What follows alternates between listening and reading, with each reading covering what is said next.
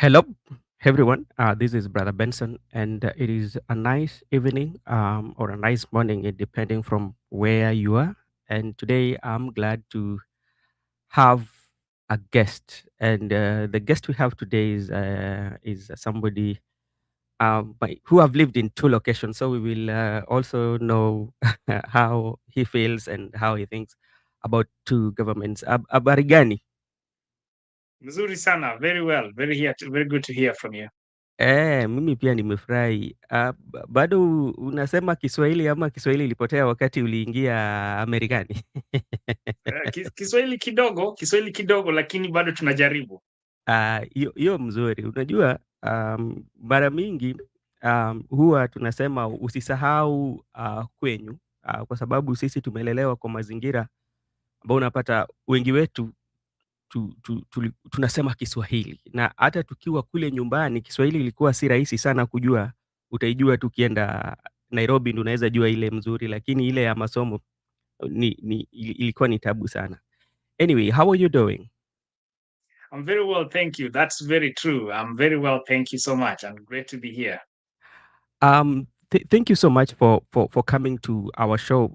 Here we basically talk about the issues of our country, the issues that affect our society, and also we do inspirational talks. Anybody can come and share with us what they are going through or how they can assist us understand their environment. So feel welcome onto the channel, and our viewers too are there. I can see Judith, thank you so much for joining. Kevin, also thank you so much for joining. And we are going to have a nice discussion, and at least to share with us your view on what is happening.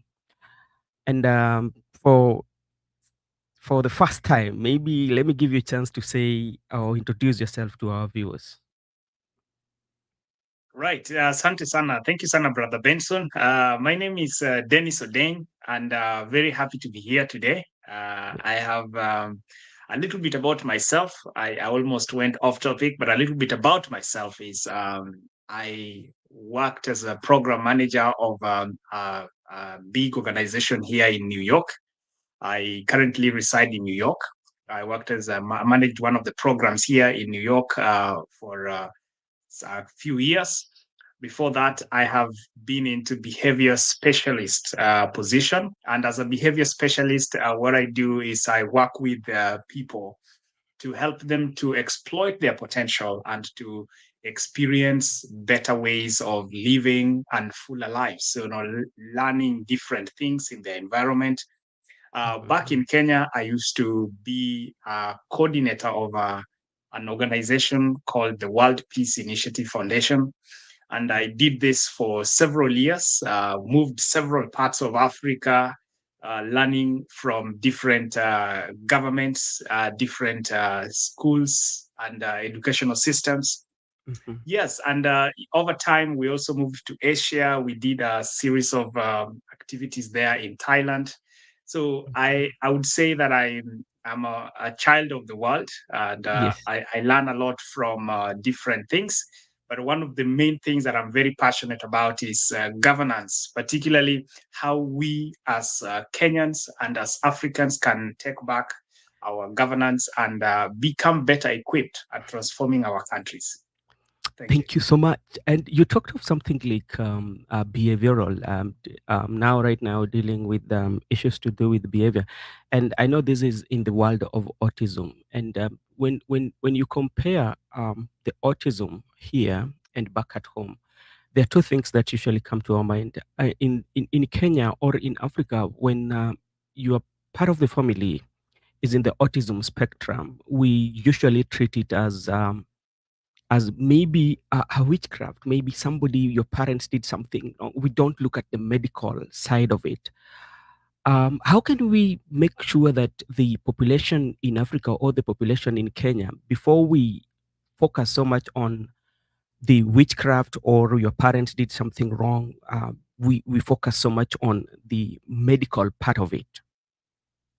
Yes, absolutely, Brother Benson. One of the things that you have so well said is that autistic spectrum disorders, or autism as we know it, is one thing that many people don't even know it's autism back in Kenya, So people look at a child who is hyperactive, somebody Mm, who is behaving in a way that they don't like noise, or maybe they are too noisy, or they mhm, like their own spaces. But we from Kenya and from many parts of Africa tend to view these children as, a bad omen, children who are not behaving normally. And so we would want to keep them aside, or we want to say, wewe mbona ukui kama wenzako, wewe mbona ufanye hivi, eh, wewe fanye hivi. And we don't aim to understand them. We just look at them from where we are, right? So mhm, what you said is very particular, very, very, very importantly useful, because here in the West, and particularly in the United States, these kind of behaviors are tracked medically. And if we mm, start looking at saying, okay, I'm curious that my son or my daughter is behaving this way, my niece is behaving this way, I have seen them do this and this. Let's see if we can evaluate, if we can take them to somebody and help them. Then we mhm. actually can stand a better chance of helping them than kujijazia sisi wenyewe na kusema hii ni uchawi ama hii si Eh, mzuri. No? kusema kuwa kuna nyanyangu ambayo mimi nilimtukana nikiwa mdogo, ni kama zile nyanyangu amekuja kwa mtoto wangu. Lazima tuangalie Yeah. kwanza, tuangalie medical. Okay, thank you so much. Today, Kabisa. I want to engage you on governance because you're a perfect example that I'm looking for because you've traveled, you've traversed the world, you've traveled maybe Africa, you've gone to Asia, and now you are in the United States of America. In your own perspective, when you look at our nation right now, what can you say about the state of the nation? Yeah, it's interesting, and you say that I have traveled, which is partially true. Yes, ultimately so. Um, the state of Kenya, as we see it, and comparing it to so many other countries, it's one that there is hope, but there are some things that we definitely will have to do to cause that hope to be real. Mhm.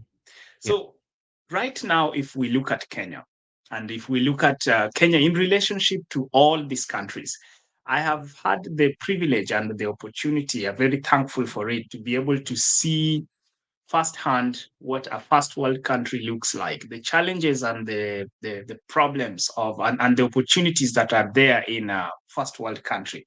I've seen what middle world countries look like. I've seen what developing countries like now where Kenya is looks like. Mhm. And I see a trend that ultimately across all these countries, there is challenges, definitely. Yeah. But in developing countries, Kenya in particular, there are certain consistent tendencies that makes it very difficult to really say that there's going to be a major change immediately.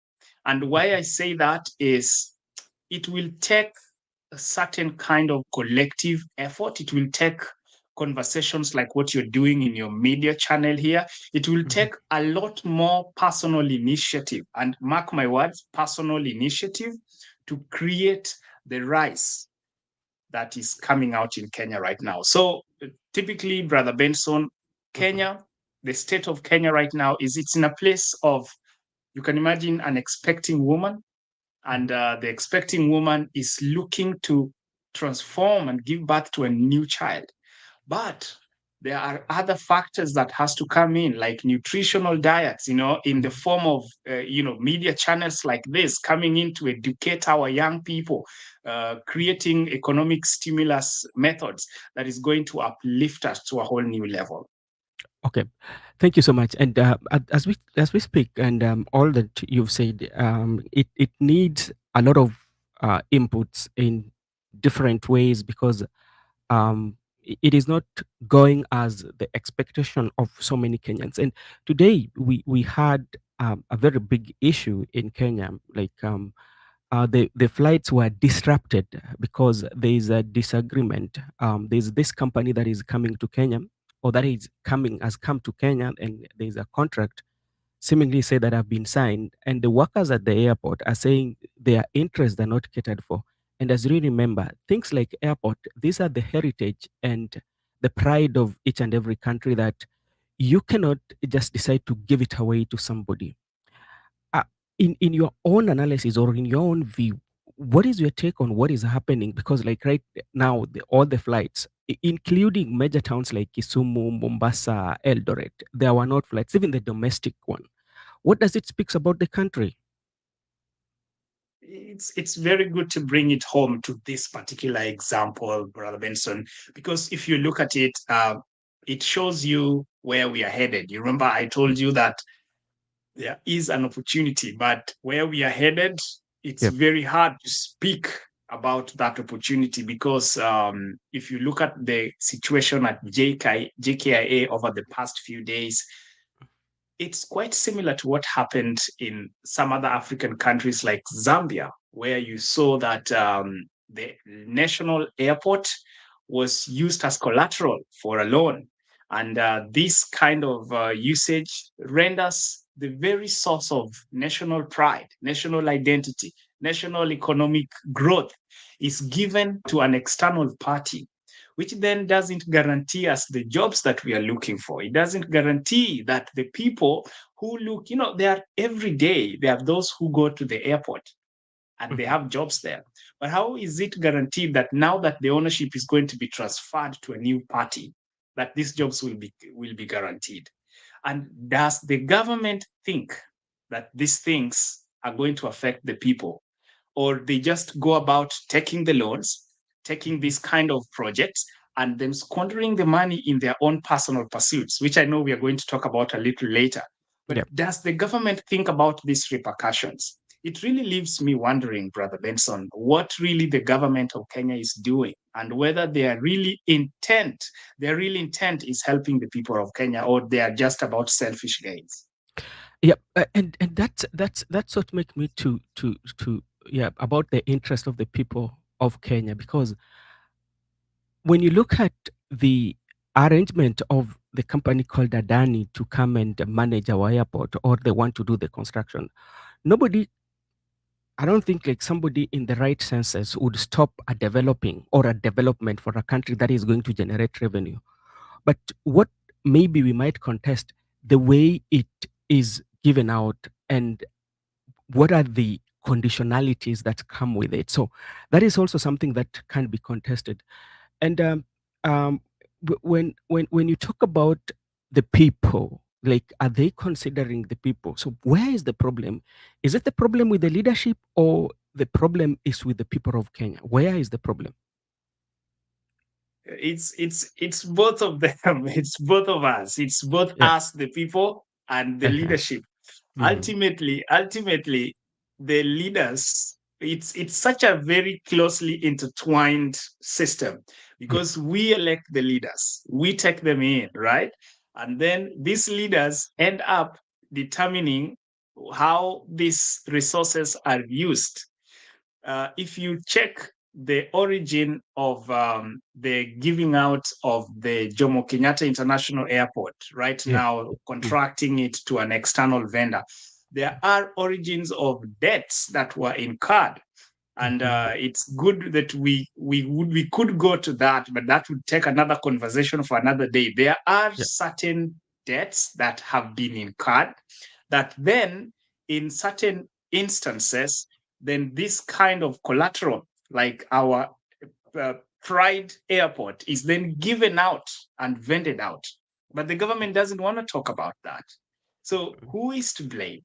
Mm. We elected these leaders, and then the leaders end up reflecting who we are, and then they end up putting us down the drain, which we are all trying to come out from.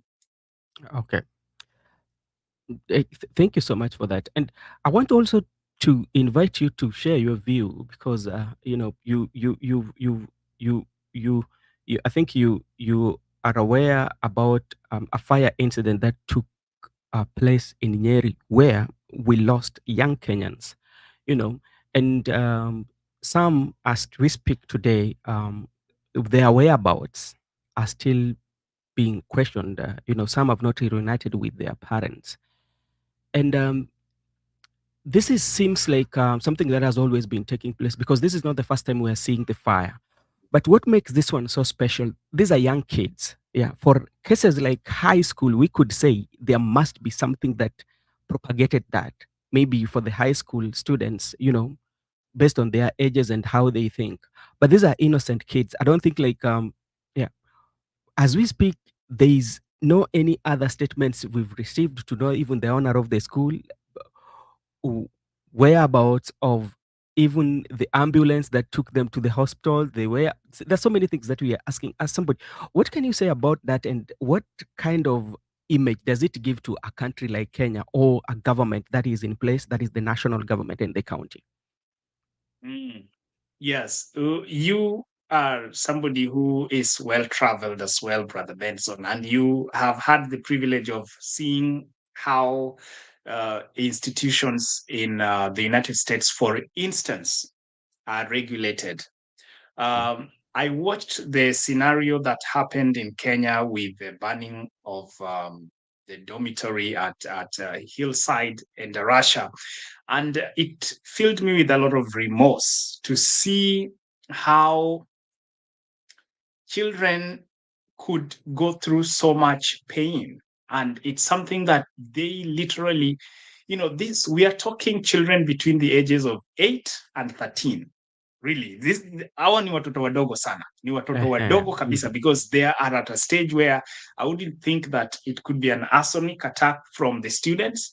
This could be an external thing. It could be potentially electrical faults. It could be a lot of things. It could even be staged, because Kenya is just quite interesting. Huwezi jua kama it was a staged thing to have something take place. But again, I wouldn't want to talk about something like that without any clarification of that source.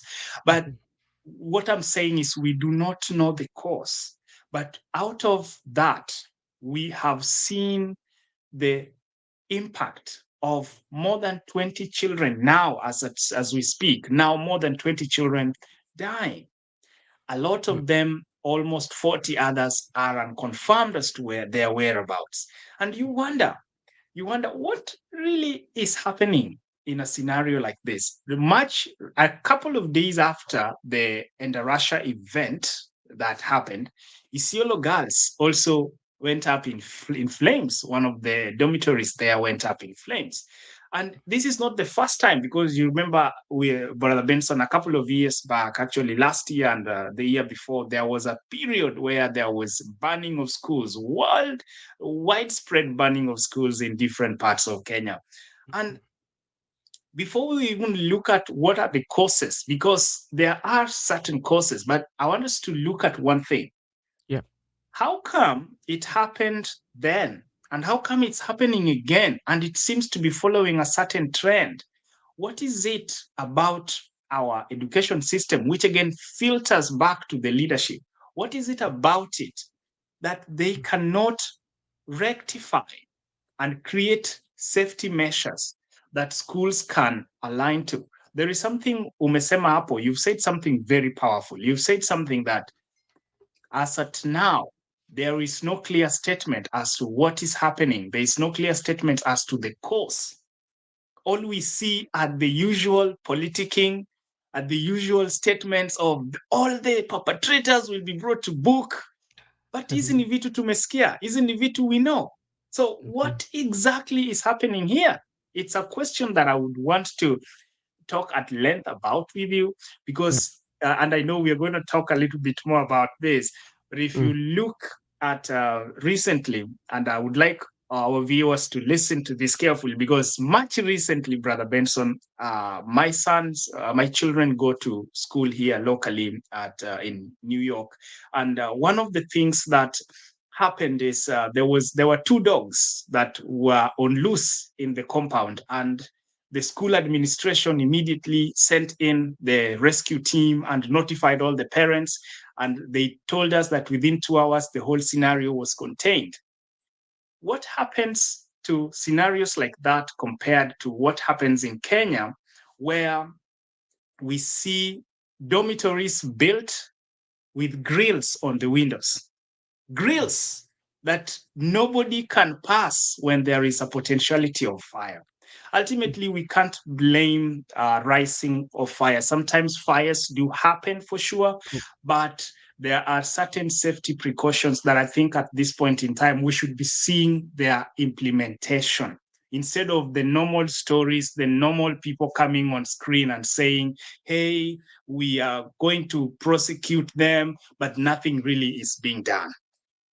mm. You talk of safety measures that are needed, especially when it comes to the issue of fire, because some fire, we cannot stop them because it happened.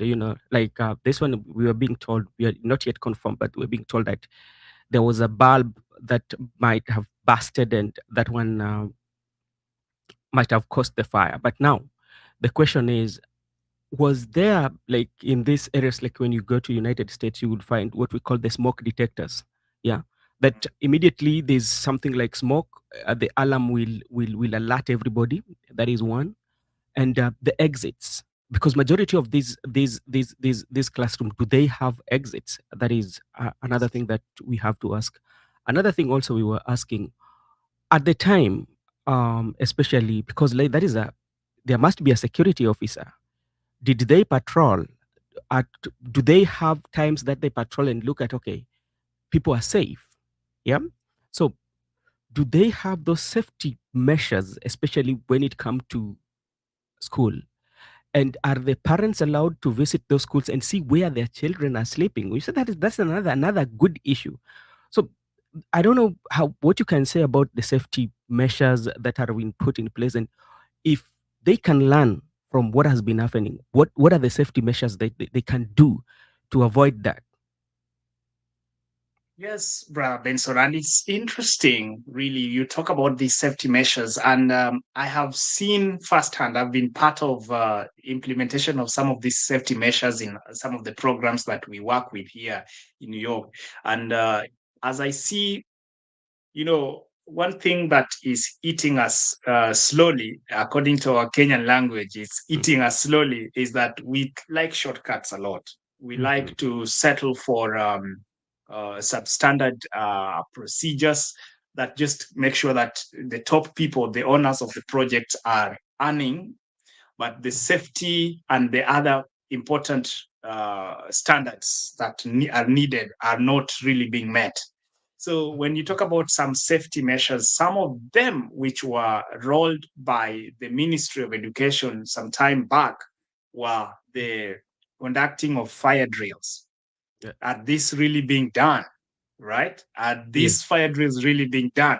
And I it's interesting because I work in an institution. I work in a school where the school itself, literally, I worked in the school, and the school literally ran fire drills. It ran fire drills every month. A fire drill typically is a safety measure where the students are taught what to do in the event of a fire. Right, yes. So in our schools in Kenya, most of these don't do fire drills. You talked about the exits. Most of our exits, they prefer to have them grilled. And I literally grew up and I went to a school where the dormitory had double layered of grills and you couldn't get out, you couldn't get in.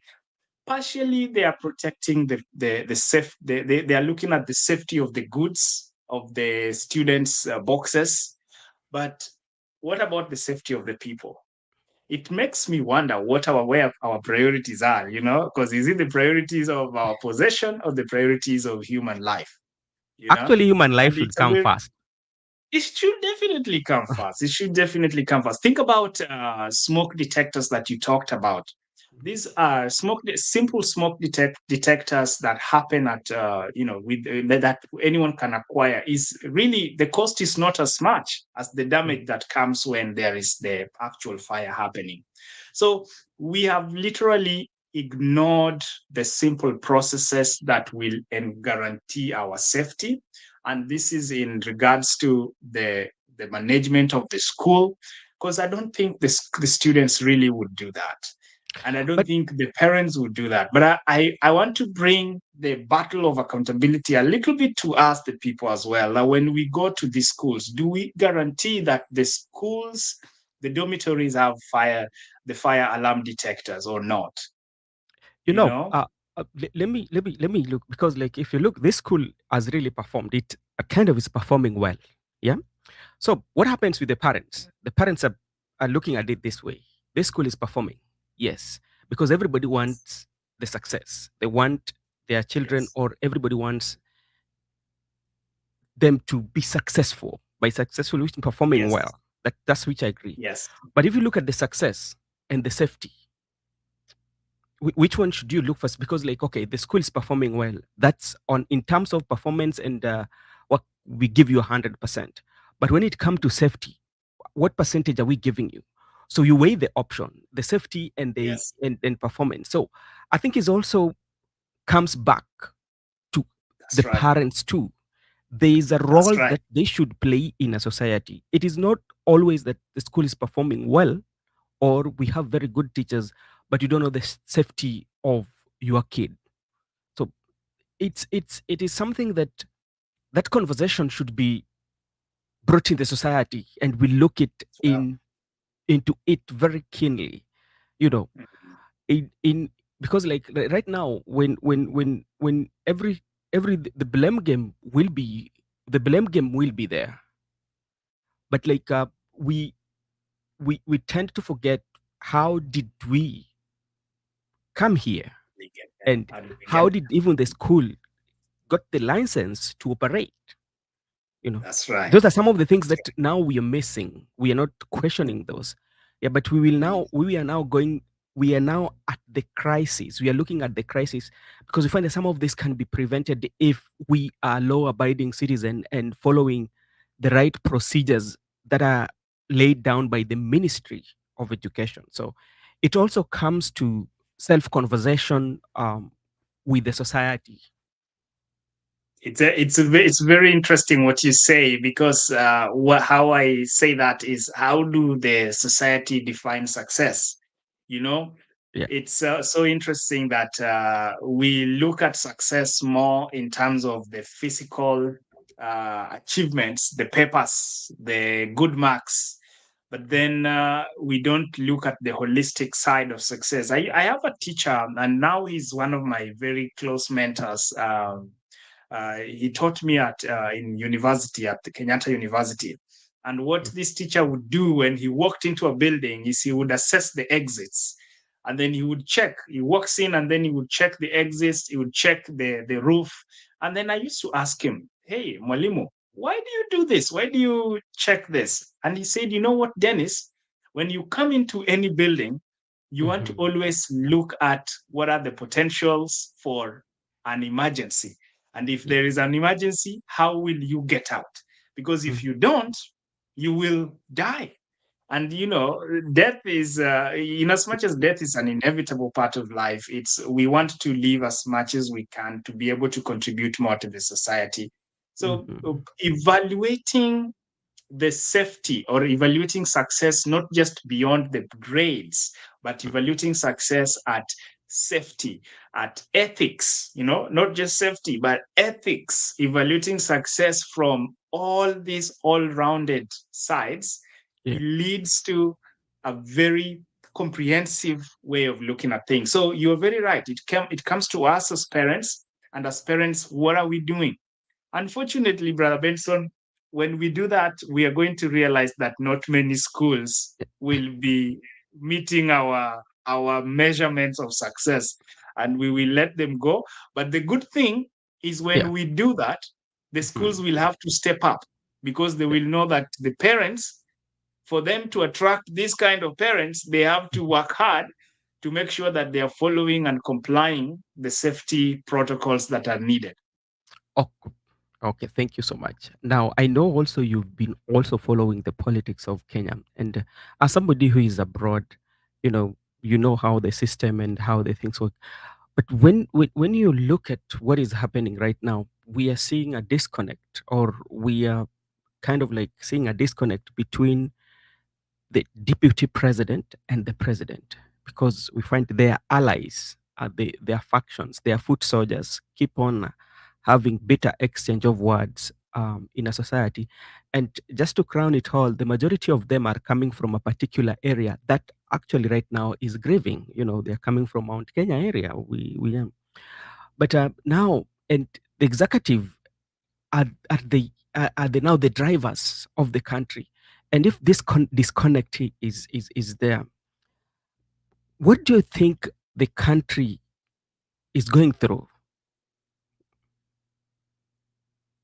It's we talked about this a couple of years back. We had a conversation. We had a similar occurrence a couple of years back with former regime, and we have seen a trend.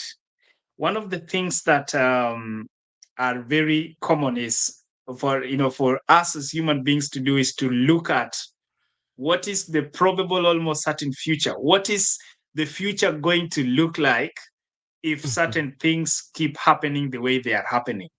So, in the previous regime where we had the former president Uhuru Kenyatta and the current president William Ruto, we saw William Ruto break off from Uhuru Kenyatta's government and start his movements. And he would be at the current time it was called the Tanga Tanga movements, right? mhm, And it leaves us as Kenyans or Kenyans with interest to ask ourselves, what time does he have to focus on building the economy? Look at your programs. You have a team. If you had a team member whose main agenda or one of the main agendas is to go about talking about how your work is not effective, telling other people that Brother Benson is doing this, Brother Benson is not doing that, we are being victimized, then how much time does he have to come back and take care of the channel responsibilities? Very mhm, little. We saw that with the President William Ruto. Apparently, when William Ruto did that, we as Kenyans see it, but we do not see back. I don't know who has bewitched us, really, because if you think about it, we saw it with the with the current president, who was then the former deputy president.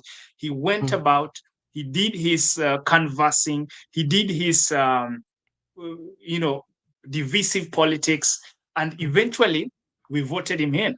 Or could we say that that is also to be questioned? Yeah, Maybe yes. yeah. But then currently we see his current deputy going through the same system, that he goes to the Mount Kenya region and he's just at it. A similar occurrence. And you see him missing out, because when everything you hear about a leader is just about, oh, we were victimized, oh, we are not in power, oh, this, then you start wondering, what is this power again? What is the power about? Is the power not about service? Is it not about supporting the president to achieve on the objectives? Or should we say that this president has failed, that they should go home? You know, so these are things that are very pertinent. They are things that really we see as a trend that is Mm, just reminding us that sisi wananchi tunaumia, and in as much as the deputy is doing this, going to the Mount Kenya region, mm, who knows? Maybe this is just a system that, in a way, is going to be voted in again. And why do I say that? mhm. Because it's happened before. The current president is a product of a deputy who was on a Tanga Tanga mission, and the result of that was he's now the president. What if the current deputy is on a mission that Good. similarly is going to lead to another Tanga Tanga movement leading to presidency? It's a Okay. very sad state, to be i- honest. Okay, thank you very much. Wacha tu nikuulize swali kwa sababu umezungumzia Yes. jambo muhimu sana. Kwanza, the tangatanga and kieleweke. W Banker, thank you so much for coming, and we really appreciate you being on the show with us. Um, uh, you talked about how current president with the former president, had the disagreement and how Tanga Tanga came in, and in the process, also we saw the right honorable coming in when that disagreement was there, and it became part and parcel in the handshake. And today also, the same thing might be repeating itself with a different name. As somebody who is away from home, and you see this one happening on how the um, political chess is being played, um, what kind of society does it brings in your image, like imagery that you are creating, the kind of society we have? And are we really moving forward as a country if Yes. the kind Mhm. of politics is too repetitive with different kind of coiled names? It's sad. It's sad. We may talk about it here, but it's a very sad thing. It's honestly, you think about it, and you wonder. I will bring your attention to the current political space in the United States, and I don't think it's by any means the best. Yeah. But I want us to just talk about the relationship between the current president who is outgoing and the current vice president who is now actively in politics. Yes. If you saw during the tenure of their office, very little was heard of Kamala Harris actively spreading divisive politics because these people believe in a unity of focus. There is a certain bureaucracy and hierarchy of power that you wouldn't just find Kamala going out before Biden getting out, or before, there was a phase that they had to go through. And as I said, the American politics is not by far the best, but there are some things we can learn from it that will tell you that our politics system with the current Deputy President Gashagwa and Ruto, what is going on is just show and dramatic. There's a lot of dramatic movements there that really shows us that we are headed for a repeat of the same thing over and over and over again. And guess what happens? The cost of living goes high, Yeah. safety standards keep being ignored, corrupt deals keep going on. We have projects that will keep coming up to save the situation, and people will still siphon money out of it. And at the end of the day, we lead to a space of decline and decline. And it's so sad. It's so sad that it's happening during our time at Mhm. this particular point. Thank you so much. Laban Misiani, habari gani? Mi niko salama. Leo tuko na ndugu yetu. Ndugu yetu ni uh, kwa kuzaliwa amezaliwa Kenya, lakini pahali saizi anatafutia mulo ni Amerikani. So kama uko na swali ambayo inahusu Amerika leo hapa uliza, usisikie usikuwe mtu tu wa kuambiwa ati ilikuwa hivi. Leo ukiuliza hapo utapatiwa utajibiwa. You've talked about how the voting has been done. You talked about America, and um, there's one lady that I've always followed. She's called Liz Cheney. Liz Cheney, ever since he has never been in good books with former President Donald Trump. She has criticized him for failure to follow the law, the rule of law. But you know what happens? The other day, she says she's going to vote for Kamala Harris, but that one does not um, make her be a member of a Republican. Is still stuck or is still sticking with the values and views of Republican Party, but is still voting for. She says she's going to vote for Kamala Harris. Take the same scenario. We have our political parties, which say that they do have, but you find sometimes as we speak right now, the Orange Democratic Movement and UDA or Kenya Kwanza are working together because they don't want to say, but that is what we are seeing. At what point can our leader also bring that decency in politics and say that, okay, what I'm going to do is a bad president and he's in my party, but I'm not going to vote him. but I'm going to vote another president that share the American, that Kenyan dream. Do you think we can reach there as a country? Yes, we can. Yes, we can. Everything is possible with a lot of diligent actions. And you have brought a very good analogy in our with comparing an American system that is, for the most part, there are people who can step up and move away from party ideologies and Mhm, focus on progressive values that bring mhm, development. And the case that you have shared is very similar to that. That, yes, I could belong to a party, but I want a progressive system of governance. And then I don't see that in this leader of my party, and I'm going to vote for the other person. And you said it very well that it doesn't mean that I am joining the Democratic camp. I am still Republican in my allegiance, but I choose to vote the other side. And that happens in most cases this side. But in the case of Kenya, for the most part, a mhm. majority of us, even the very learned, even, and by learned, I don't just mean those who have like the middle class, but those who have gone to school, those who you wouldn't expect would still would still look in terms of, this is my tribe's person. This person is from my tribe, and I'm going to die with him. I'm going to die with her.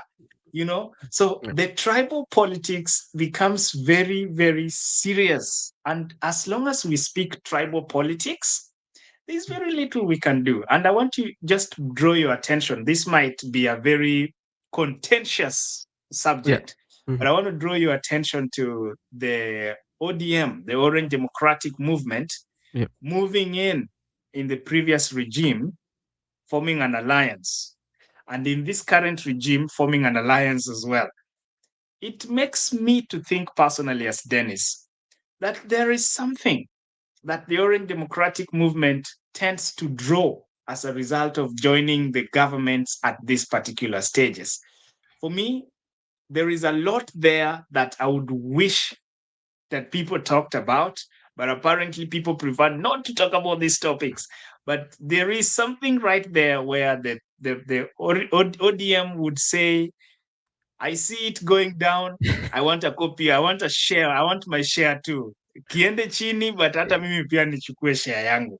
You know what I mean? Okay. Mhm. Aya, kuna rafiki yetu hapa anaitwa Laban Misiani. Kindly school should be instructed to employ private security guards who been trained fire prevention programs to help school in fighting fire.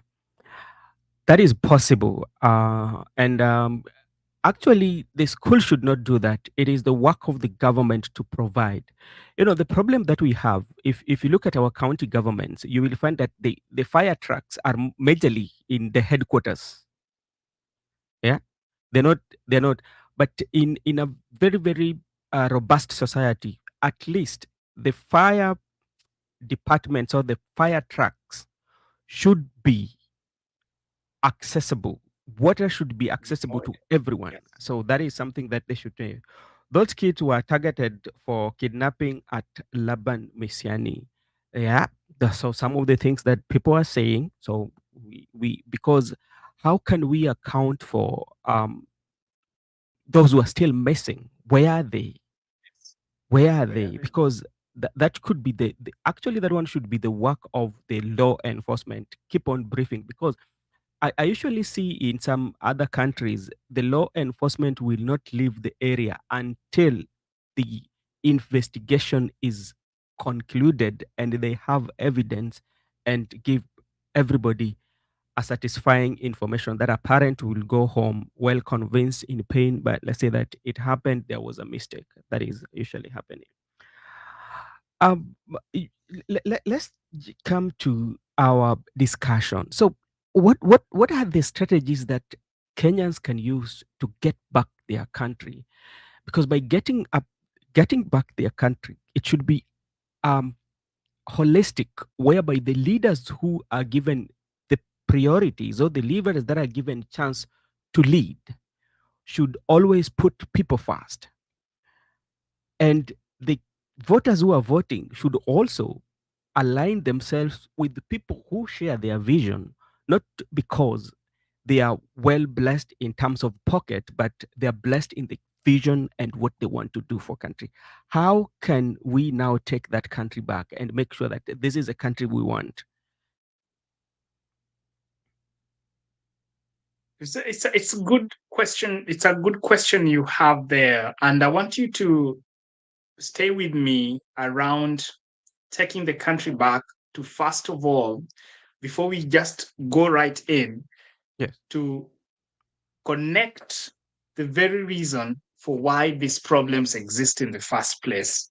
Okay. You see, at the beginning of this conversation, we talked about everybody saying, we want, we Yeah. want. Everybody is focusing on what I want. So, including us here, at some point, we are looking at what can the government do. But again, we're looking at the president saying, I want these people to know that I'm doing the best. You know, I want some money to do this. I want to introduce this. So there, everybody is looking at what they want, but who is ready to sit down and do the work? Yeah.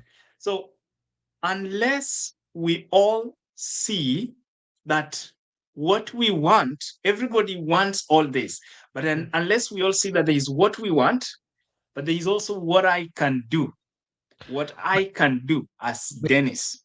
let me stop you there. And I agree with Yes. one of our viewer. Mato says, "What fire trucks, pro? How often do we see fire trucks in Kenya?" Yesterday, I said all dormitories need to have fire prevention sprinklers. Kwanzaa, the fire trucks have no water in in the hydraulic. Hiyo ndio nchi yetu. I agree with you. That can be one of the safety measures that they are putting in place. The sprinklers on the dormitories. It works in some areas. You know, um, um, we talked about you talked about what, but if you see, I want to bring you back now to connect with what you were saying about the Gen Z. The Gen Z outlined what we want, but what happens from the political class? They rebelled it and came together and say, now we are forming a broad-based government and now we are moving on. Yes. So Yes. Yes. how You know, that taking how, back our country? how do we do that? How do we do Yes. that? And I want to also comment on what our viewers are sharing, because it appears that there is quite some concerns around what happened with the burning of schools, and Yes. it also appears that yes, there are all these suggestions around enhancing safety, but then Mm. the question is, how is that done? And I think the conversation now is, what is the next way forward? What is the next way forward that we can use to reclaim and take back our country? Mhm. Taking back our country starts, well, Brother Benson, from a firm belief of what core values we have. We got to question at a personal level, what are the core values that we have that we hold dear to us? If you think about it, we talked about parents who are simply looking at the performance of the school.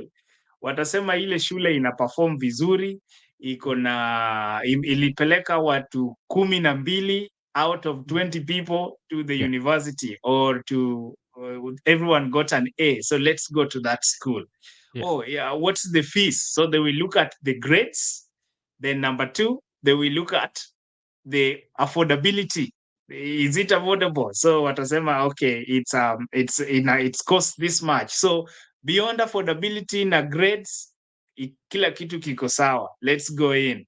So when we reevaluate again our core values, we will redefine what success means, because success isn't just about the grades, but we want to look at what are the moral fabric, what is the ethical values that this school is upholding.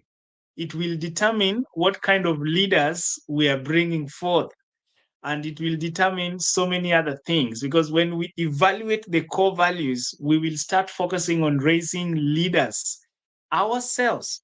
I attended a very interesting conference, Benson. I attended a very Mm. interesting conference, and this trainer asked us, "Who thinks they are a leader? Who thinks they are a leader?" And do you think you're a leader, Brother Benson? It depends from where you might have been looking it from, because also me, there was a time I went for work retreat, and somebody asked us who is a leader. Then the best explanation he gave us, he said that a leader is anybody who has followers. So then he came and said Jesus Christ is a leader because he has followers. When you come to Hitler, was a leader because he had followers. When you come to Osama, was a leader, he has followers. So that is how he said about the leader. A leader is someone who has followers. I don't know whether it was Yes. that is according to his explanation. So I don't know. What about your side? What do you say? Who is a leader? What this trainer said, and it really hit home, Yeah. is that a leader is somebody who can create a positive impact around them. Mhm. Now, you'd find someone like Hitler in a space of leadership for creating. Actually, they didn't say positive. They said somebody who can create impact. Who can create Oh impact? yes. Now, the impact can be positive or can be negative. So, based on the core values that a person has, then we can have you stepping up into and I know you are the leader, but there are our viewers here who are leaders as well. I Mhm. had a struggle confirming to myself if I was a leader during that training. But at the end of it all, I realized that even me, I'm a leader, because as a father, as a husband, as a community leader, then there are certain things that we all have a responsibility to do to create a positive impact. And Mhm. what leads to a positive impact are the core values that we must evaluate as Kenyans. Kenyans have to look at a personal level. Everybody watching this, both of us, including myself, we have to look at what do we hold valuable to ourselves. Apparently, Brother Benson, core values can be very closely contested when you are struggling to feed yourself. Core values can be very closely contested when you don't have money to go to school, when you have somebody in your family who is so sick and you don't know what to do. Mhm. That is when you find the movies, you've seen movies or even real reality of somebody who went to steal Mhm. in a shop, and they are about to shoot. This is a scenario of a lady who went to steal bread, Yeah. and they went to shoot. The police officer in the US wanted to shoot her, and she said, "Don't shoot me. I'm the only person my mother is depending on."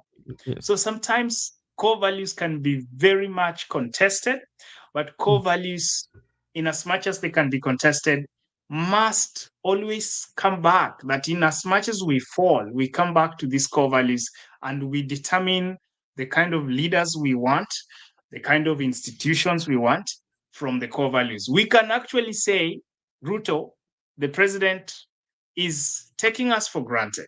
The leaders of the institutions are taking us for granted, just coming from the core values that we have. So for me, the first thing is core values. And I have three other things that I will be talking about, but I sense you want to say something. And so I will pause there for a moment. Okay, thank you so much. There is on a lighter note, it depends who it depends you are leading. You can even lead yourself, as everyone is a leader. There's somebody saying that we should not focus on leadership. We need to focus on being example. Each one teach one. It takes a community. The community takes a care of a community. That is some of the comments coming from our viewers. So it That's is very about nice. Yes. leadership. And did you just catch that the leadership isn't something away from us, isn't what just the our government is doing. There is a role they're playing, but there is what we ourselves are taking and stepping into as leaders, leading ourselves and leading our small communities, leading our our making sure that I choose the choices, I make choices that fulfill the vision for which I'm building for my life. And when we take those steps gradually, then we realize that we are also raising now leaders who are ethically representative of our desires, not just people who will steal our money, people who will come up with projects like the Galana Kulanu project and take in a lot of things to enrich themselves, you know? Yeah, yeah. When you talk about leaders that reflect, or the leaders that reflect ourselves, yeah.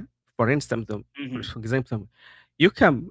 There's a leader who has been mentioned in corruption cases, yeah, and he comes to our community and say, okay, these people are ready to finish us, and is thriving. Yet the community that is leading is not thriving, and the community will say, sisi tuache tu na huyo mwizi wetu. What do you say of such community? It's sad. It's sad. It's so Mm, sad, Brother Benson. That's you've hit the nail on the head. But apparently, many people in Kenya would say that. mhm, Tuache tu na huyo mwizi wetu, because they think huyo mwizi ni mwizi wao, but sio mwizi wao. The mwizi comes to them hiding and then enriches himself or herself. You saw mhm, what Anwai Guru did with the NYS scandals. Let's stop hiding it. mm, Anwai Guru did something at the NYS that nobody ever talks about, but today she is governor. The You- current sitting president has been indicted in so many corrupt deals, including maize. And he is affiliated to the fertilizer scenario where they brought fake fertilizers in parliament. But he still comes in and utapata watu wanasema tuache tu na huyo mwizi mm, wetu, because everybody's thinking from a very tribal, from a very tribal, our person kind of thing. There is not my person when I am working to lead myself, taking care of our families, mhm. kulipa rent, Yeah, feed our families, yeah. to pay fees for our children takes Mhm, a lot of work, and mm, no leader is going to do that for us. We have to step up and reevaluate our core values and start making informed decisions from what our core values as leaders of ourselves are. mm. Thank you so much. We have Annie. Thank you so much for joining. We have Barack Ogada. Thank you so much for joining. So, how do we start? Because at the end of everything, when we are talking here, you find that the conversation is around uh, um, let me see. My brother is saying, Brother Benson, I think the question should be a good leadership. If the devil is a leader, but God is virtually good leader, vice versa. So it is all about leadership. And this leadership that we are talking about from the perspective on how the trainer was training you, is that when we are here, all of us are leaders. So it is upon ourselves to um, take the leadership role, not leaving it to or giving it to somebody, but we have to get a representative that shares our value. Or am I wrong to say that? Super well said. I want to bring it home with Yeah. our body. Mm, I like saying this a lot, that one day the head started thinking that it's better than the legs. And the head, was like, you legs, you just long, and then you just, what's your use? And the hands were like, by the way, the legs are of no use. And so they decided to collude and do away with the legs. So they cut the legs. Imagine they had some machinations and then they cut the legs. So what happened is this full human being now had a body without the legs. And mhm, now they were seated there by the tree where they had cut the legs. And they realized, first of all, it was so painful because the leg is cut off. It was super painful. But now, after healing, they realized they had to look for food. They could see the food, but now they couldn't reach the food. Yeah. They had to, it was getting rainy and they had to move to shelter. They could see that they could go to shelter, but now they can't move. So the leg, which they had literally despised, Mhm. was now out. Similarly, like our body, all parts of our body have different functions. All of us, those watching, and both of us here have different functions. In those functions, in those giftings, we are leaders. Now, remember, there is a leader whose function is to function as the head. There is a leader whose function is to function as a leg, as a hand. So, being leaders, when we have a certain kind of coordination, and again, this is important that we know our values, we know our use. If the head starts walking, surely, if you started walking with the head, watu watakuangalia waseme huyu jamaa kidogo kichwa imeenda mahali. But Mhm. the head, knowing its value as the head, can only function to think, can Okay. only function to process information. The hands can do a certain function as well. So when we have the values of leadership that we have individually, then you Mhm. realize that we can elect proper leaders. We can literally have a proper representation of leaders who represent us. We can become proper leaders and good leaders in our family, and we can also be part of strong institutions. So remember, like I told you with my teacher, when you go to a school, you will be looking for uh, does this school have safety measures that I'm Measures, looking yes. for? And if Mm. it doesn't have, how can we hold it to account to ensure that these things are there? You Mhm. know? So, which means for us to get back our country, it it should first of all start with everyone, making sure that That's right. they do what is required of them. Yeah, the the people who don't tolerate Yes. corruption. Yeah, because when we are looking at corruption, maybe corruption, we look at in terms of like big money, the people who steal maybe around a million. But sometimes you can go and you want to get a service at a government office, but you pay that small Yes. money. That's still corruption, right? So it is us Very who much should so. start by shunning corruption, then as it climb on the top. I don't know whether that one can happen. My WS banker, I think human beings have similar functions. We shouldn't worry about who the head is, but everyone should be able to play all the parts. Mhm. That is the comment of Very our true. viewer. And Brother Benson, what our viewer has said there is very important.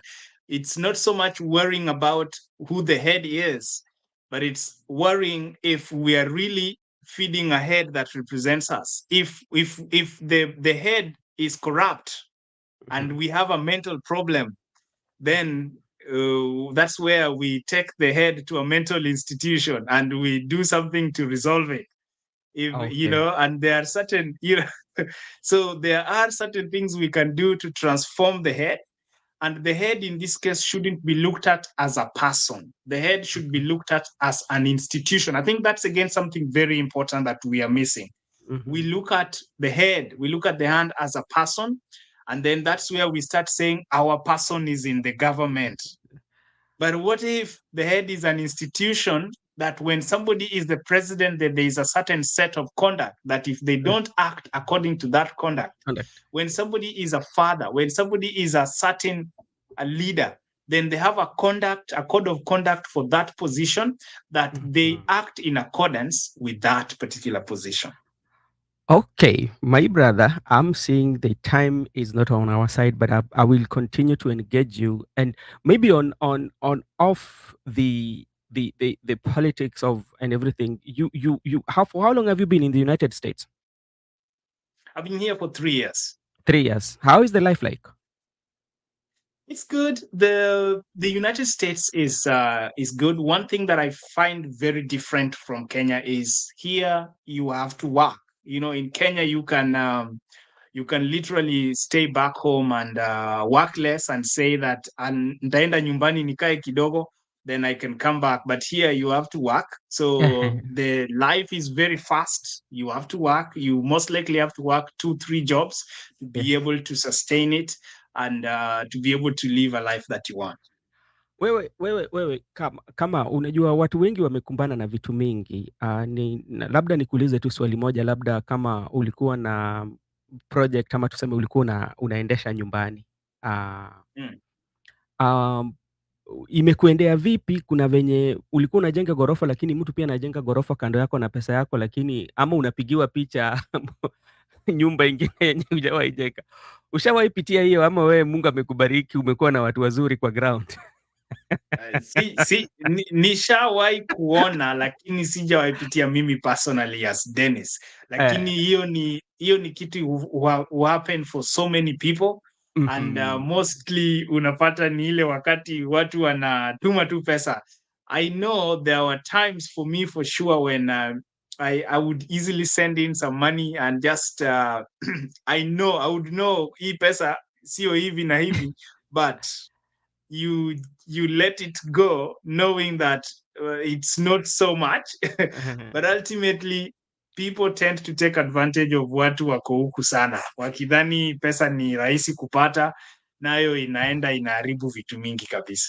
Okay, asante. Na mimi nataka siku moja pia Mungu akitujalia nifanye kipindi na wewe kuhusu maisha ya Amerika sana sana. Unajua wengi tuko na maono mengi ama fikira mengi kwamba labda hapa ukikuja ume ume ume uko na pesa. Sasa ndugu yangu hapa anasema really bro, mbona unataka kutukumbusha stress za kutuma pesa home? Sasa unajua ndugu yangu ni kuwa wengi wamepitia, unajua wengi wamepitia na unapata kwamba saa zingine wengi wamepitia. Na pia kuna baadhi ya watu ambao hawajawahi rudi nyumbani. Tangu wakuje huku wamekuja wakaishi, wamesahau nyumbani, nasema mambo ya Kenya mimi sitaki. Unajua nyumbani ni nyumbani. Yes. Nyumbani. And the fact people have to work 2 jobs is is a failure of the capitalist corporate system. The US system doesn't produce, it takes. Mwambie unalipa tax ngapi? The more you work, Hey, the more you hey, pay the hey, tax. Your tax there's bracket, unaenda kwa tax bracket ya yes. juu. That is something that all yeah, people have to know. Mato, I think I will have to bring somebody because this is the second time unasema hiyo stress. So many people have gone through this and there are so many ways that especially because at some point you need to invest back home.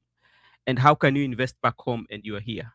Can you use the agents? Sometimes agents also might feed on you, you know. Unaambiwa simiti ilikuwa 20 lakini tunataka ingine 5.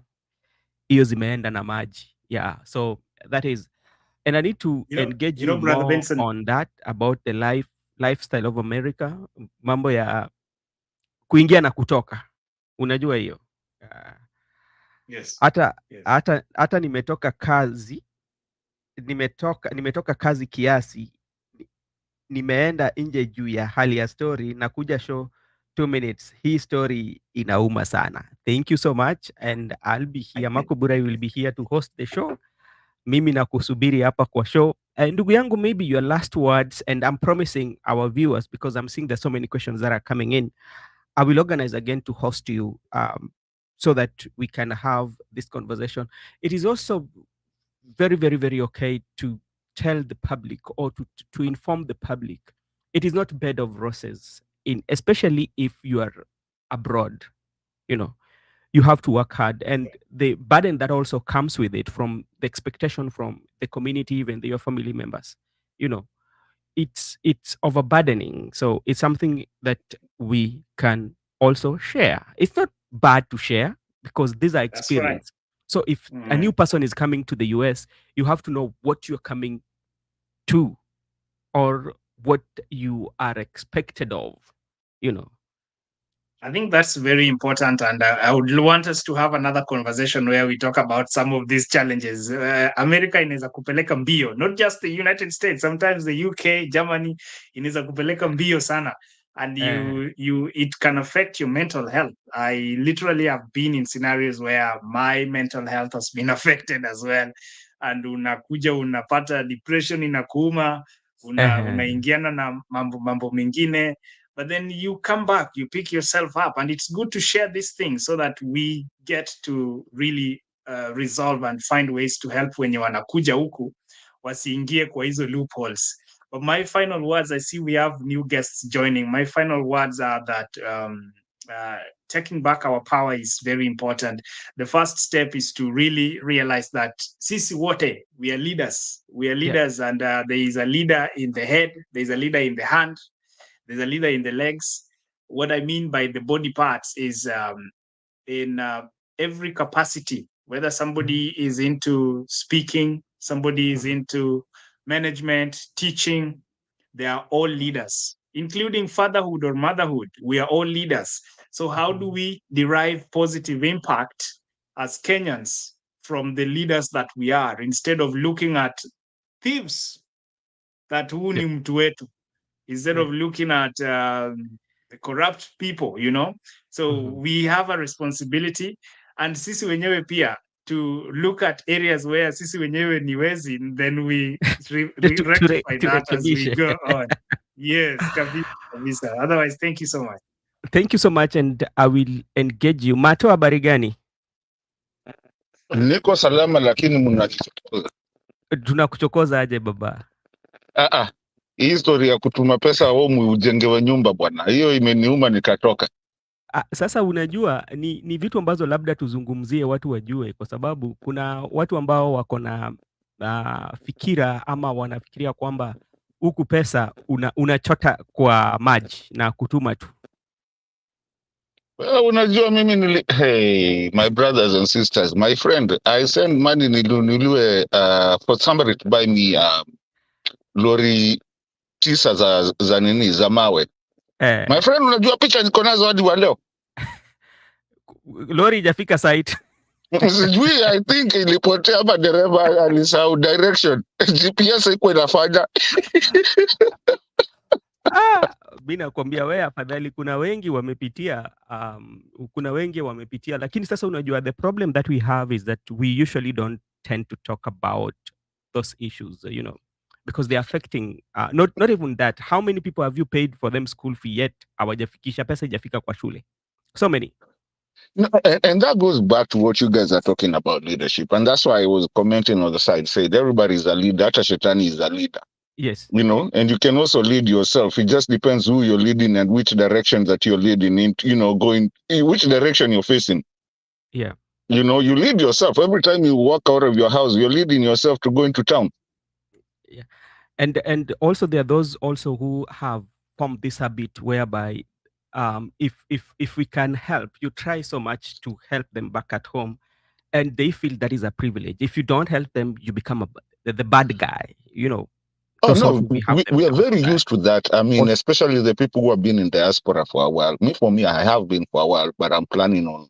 I come often, and I'm really planning to relocate back because it also gets a nuisance being away from your family. Like you were saying, you want to go to Shago and go get, buy, just take those ndengu from your shamba and come back to Nairobi with them or something like that. You want to see your sister, and sometimes when you wake up, you're like, oh my God, how many oceans do I have to go? How much expenditure do I have to use, to get out, to get back to even yeah, see your mother? yeah, So hata saa zingine ukipigiwa simu kutoka nyumbani, you are scared because you don't want to be told it's a matanga, somebody has passed. Now you have to plan all those things. Living in abroad is not a good thing, as much as people think it is. It's not a good thing, and also comes with a lot of responsibilities. so Like how I many just told, times did somebody call you to ask you how are you doing, apart uh, from how uh, are you uh, doing, and something comes to it, just no, to you, find out? you just wait for it. They will start a very nice call. Yeah. Hi, how have you been? I hope you're doing good. And you're just waiting for it. I mean, at the end of it, the question will come. So sometimes we even try to ignore those calls. Because, the Okay. question will Thank come So, at you the so end much. umesema, of Let it. me hand over to Marco Bura to continue. I'm sorry, Brother Benson. Yes. Brother Benson, I'm sorry. Mato amesema kitu hapo that imenigusa sana. Yeah. Unapata salamu lakini unajua hii si salamu peke yake. Salamu inafuatwa na kitu. Okay. Thank you so much, my brother. If you want to leave the studio, it is that time. I'm handing over to Makobura, and I'm seeing somebody, Barak Abarigani. Hello, mzuri sana. Asante sana. Leo umepatikana? Leo nimepatikana, masaibu yameisha. Okay, thank you so much. Let me give Makobura. Where is Miguda so you can continue? My session is over, but I'm coming back in a few. Thank you so much to the viewers in the comment section. We really, really appreciate. I would want to thank the following: Judith, thank you so much. Tilen, thank you so much. Laban Misiani, thank you. W Banka, thank you so much. And Mato, who just left the studio, thank you so much for joining. And my good sister Annie, thank you so much. Mr. Barack Ogada, thank you so much again. Thank you so much, and may God bless you. I'm meeting with you in a while. Makobura, it is your time. Okay, thank you. Thank you for being the host and getting us up to this point. Kindly, as you retreat, enjoy your time, and we hope you'll be in the backstage. I'll be in the backstage, brother. Okay, fine. Thank you. All right. Okay, thank you. Good evening, everyone. This is Kevin, the new host in the house. I'm together with my two panelists, Mr. Barak and Mr. Miguda. Allow me to take this opportunity to invite them to the show. Niwapee muda waseme wako namna gani. Mr. Barak, long time you've not been seen. Karibu tena. Welcome back to the show. Asante sana. Good evening, Mark and Miguda and all our viewers. It has been a while. I've missed you guys, and I'm happy to be back. Asante sana. Karibu sana. Mr. Miguda. Just to say hi to our viewers and also Mr. Barak. For a long time, I haven't seen him, but it's good now. He's back. Karibu sana kwa studio, Mr. Barak. Asante. Okay, thank you. Thank you so much. I think we'll just proceed with the conversation. We'll have a discussion on what happened today. We saw there was a demonstration in all major airports that we have in the country. We also saw a presser by the ODM fraternity about the elections that they were having. So those are the issues that we really want to look into. First, I think we should start with this, the ODM. The Central Committee today met in the presence of one, Baba Raila Amolo Odinga. Baba Raila Amolo Odinga, I think he's been the only party leader who was, I can't remember even the time he started becoming a party leader. Me, actually, if you ask me, if you say or you talk about a party leader, the only person that I know about is Raila. So I think he's been a party leader for quite some time. And for the first time, he has given that mandate to someone else to act in that capacity. And that was confirmed by the Central Committee of ODM Party. I think when they were doing this election or coming up with the person who was supposed to act, they had some discussions among themselves, the members of parliament. And I saw a tweet. I saw Babu wrote in his timeline, Facebook timeline, that he was also interested in the same seat. And he gave reasons why he believed that he was also reasons why he believed he was capable of running that. So maybe Miguda, ni kama wanataka tuongee kwa Kiswahili. Nimeona Kiswahili kimechacha hapa kwa comment section. Yeah, so I think Barak, you'd go first. Kindly give us your thoughts on what happened today in the meeting that was headed by one Raila Amolo Odinga, together with the Central Committee of ODM Party, and the discussions they had leading to appointment of Professor as the acting party leader of ODM. And maybe your opinion as well on those ODM members who are also interested in the same, the likes of Babu Owino. Please, Mark, would you allow Miguda to go first, please, if you don't mind? Miguda, please. Okay, thank you. Mr. Miguda, you can go first. I think Barak is still trying to set up. My goodness, I don't know why every time I have to go first. You know, whenever I go first, they counter me. Even Captain Kiplagat also allowed me to go first the other day. So you are asking about, you're asking about the position of ODM being given to Professor Anyang' Nyong'o. Yeah, the party leadership is now in the hands of one Professor Anyang' Nyong'o. Unaweza tuambia mafikra yako, na pia unaweza ongea kuhusu wale ambao walikuwa na nia ya kupewa hiyo kiti cha party leader, kama vile the likes of Babu Owino. They had shown interest and he had given a list why he believed he's capable of running that docket. I think there is I'm still having a certain technical issue here, so you can just allow Barak to go as I'm fixing it in the next 3 minutes. I will be cut short. If I start speaking, I'll be cut short. So allow me to fix certain technical issue here on my device. Okay. Or you can give your analysis as I dive in. Makubre can go on as I dive in later. Asante sana, my co-panelist. You said we speak Kiswahili today. I think that's also good. Not really, whichever language you're comfortable with. Unaona hata mimi hapa kupambana na Kiswahili ni vile Panka amesema ya kwamba tuzingatie herufi. Ni kama Miguda atakuwa tuzingatie herufi. Sasa leo ametuweka hapa na ameomba ya kwamba tuizungumuze kwa ufasaha. Sasa nataka kuona kama mnaweza communicate in Kiswahili ama nyinyi pia ni wale wa Congo. So I think my opinion on the issue of ODM is that hii chama hii na wenyewe na ilianza kitambo sana. So party leadership is a very sensitive seat, and I feel that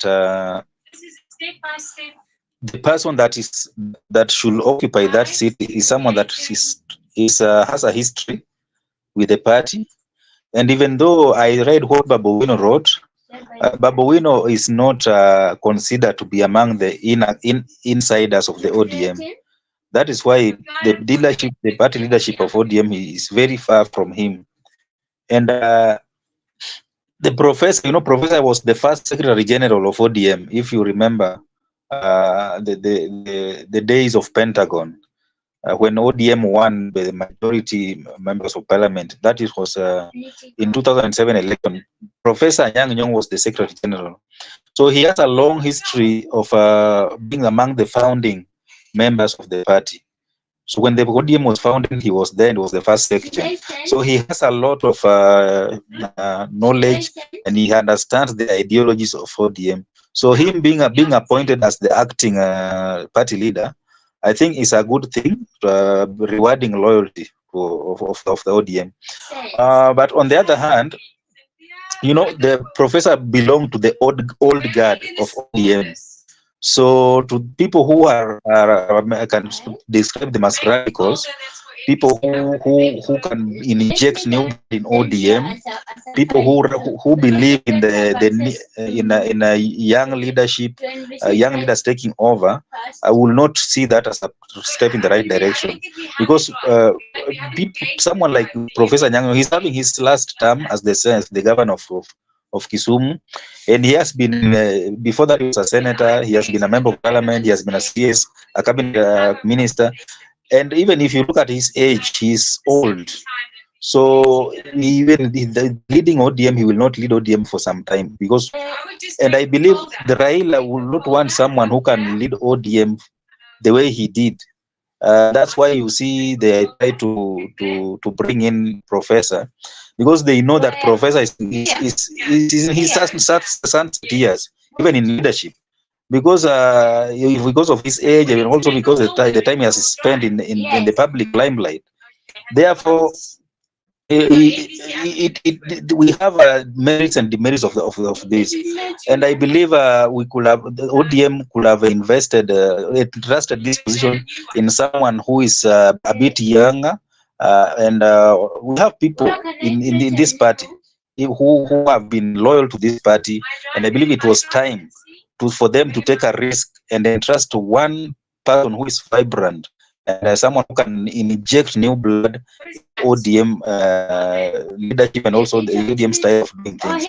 But Professor is just maintaining status quo, and even though he's going to be the acting party leader, he will be a party leader who is still playing loyalty to a former party leader. So he's not going to take ODM anywhere, because he's going also to still to rely on the old way of doing things, which Raila has been doing for I think since the establishment of ODM in 2006 or 2005. Yeah. Back to you, Mark. Okay, thank you for your thank you for your comment, Mr. Miguda. You have the floor. Okay, I've just fixed my device. So, me, I'm pro Babu Owino, and I really wanted him to succeed Baba. But he can succeed Baba not now, even in future, when Baba will exit politics permanently. So we expected maybe he was to be given something, even if not party leader, but he was left out. Many people were rewarded in that party. Two people were left out, but Ledama Lekina and Babu Owino. But Ledama Lekina was given a position in the Senate. So I think the person who was left out is Babu Owino. Babu Owino has been sidelined. When they were changing the leadership of the House, National Assembly, he was not given anything. When they were changing the position of the party, he was not given anything. He has not been given even a tail of a cow. These people have slaughtered a cow, but they haven't given him anything. So if you want to look at the food soldiers of Baba, Babu was one of the people who were campaigning for Baba. He was in the team of presidential campaign team for Baba. 2017 and 2022, he was moving across the country with Baba. People like Junet Mohammed, everybody who was presidential team for Baba has been rewarded. So there are so many things they are saying. Make Babu is young, came the other day. Maybe he should wait for his time. But we are saying we are sorry, because in politics, you have to be ambitious. You don't need to wait. You need to go and take it. So let them just have their program. But when I wanted to talk about Anyang Nyong'o, I have no problem with Professor Anyang Nyong'o. He was former SG of ODM. Anyang Nyong'o was not a person. Anyang Nyong'o was a younger person. A younger person who could take the party into future. But they are adding over a party to an old person who might not last in politics. So the future, where is the future of ODM? Us wanted the future of ODM to be in youths, not into the old people, because most of us who are not yet members of ODM, we will only get into that membership when we are seeing one of us being given position. But this is a case whereby all the guys are being rewarded. So how will you persuade me to come into that party? So for how long will I wait to be rewarded? Or for how long will I wait to ascend to power? They are failed youths. Right now, I was in a certain WhatsApp group known as Onagi Comrades Forum, which is chaired by two of our usual guests here, Tony Blair and Faith. People are complaining, comrades are complaining that where is the position of youth in that party? We want to see a reflection of youth in that ODM party. So we felt that we have been betrayed as youths because we have not seen one of our own being rewarded. So we are afraid to even to join that party because if they can't reward Babu, who has been a loyal soldier to Raila, what about we people who haven't been loyal to Raila or the people who want to join that party? For how long will we wait to be rewarded? So it's going to take time, but Babu has no problem. Babu came into politics by his own way. Nobody introduced him to politics. Nobody forced him to run politics. He's a politician. He understands the dynamics of politics. He has moved on from what we have seen. And also, it doesn't matter. ODM, they can have their way, their game. We are watching them. But they should have at least given a youthful person a position. Babu, Babu represent many people. Babu has followers. Despite that, the old guys are guarding that party for him not to rise. We can't outrule Babu when it comes to massive followers. We can't outrule people like Edwin Sifuna, particularly in Nairobi. In Nairobi, Babu has massive followers. So if at all he could be given a certain position in that party, even not only in the party, even the House leadership in the National Assembly, we could have the youth, all the followers could have felt that okay, one of us who is reflecting our views has been rewarded. But this is a case whereby these people, Anyang Nyong'o, Anyang Nyong'o joined in politics when I was not yet born into this country. I was born, I found him member of parliament. Today, my mates want to be members. Like I have colleagues of mine who are going to be members of parliament. You still find the party leader is going to be a young Nyong'o. So you are asking yourself. So by the time you will even be the SG of this party, you will be at whole, you will be around 70. Youths, I think as youth, we have been underrepresented in that party. That's why we don't have any problem. But they have said that Nyong'o is not party leader. He's just acting. They have said that they have reiterated that Raila is the party leader. Nyong'o is just acting. Nyong'o just will be chairing the National Executive Committee when Baba will be away into campaigns. And if at all is going to be elected, so Nyong'o will continue to chair. It means that Baba is the de facto party leader. That he has not been replaced. So we just us wanted just a space for a younger leader in that party because even if he came late, but he has been loyal to Baba. So we, the followers of Baba Owino and also the followers of our fellow youth, we felt that ODM has mistreated us. We are underrepresented in that party. Okay, thank you, Mr. Migoda. Maybe my question to you is, for someone to be elected as a party leader, what are the considerations? What are we then supposed to look? Again, should we look at the what? I mean, should we look at how the person is popular, how the politician is popular? Should we also look at the experience? And again, should we also look at the number of people that, how powerful, I mean, how persuasive that person is to ensure that he brings more people to the party? And again, being that you are existing in a time where the youths are the majority, do you think it was a good idea giving one Professor Peter Nyang'nyong'o to be the acting party leader of a party, especially in a time where so many young people have been having problem with the old leaders? The other day you saw the Gen Zs were out of street complaining about the leadership that has been there for quite some time. Them giving this position to maybe a younger person, was it really going to solve or even tame the political instability that you are seeing, the political vacuum that you are seeing among the youths? I never, Mr. me, I believe that we were being told from time memorial, since I was in class 2, that you are the future of tomorrow. You are the leaders of tomorrow. So I grew up knowing that I am a leader of tomorrow. I went to high school. I was being told that you are the leader of tomorrow. In fact, they used to call us wewe ndio kiongozi wa kesho. Anytime they want to, so when we have come of age now, the future is here. We are not seeing that leadership. There is no that kiongozi. And you know, qualities of a party leader, I would just like to cite Babu Oweno. A leader should be someone who is very intelligent. He should be someone who can make decisions even at time of crisis. He can even decide to make a decision without being consulted. A leader, in this our case, must be popular.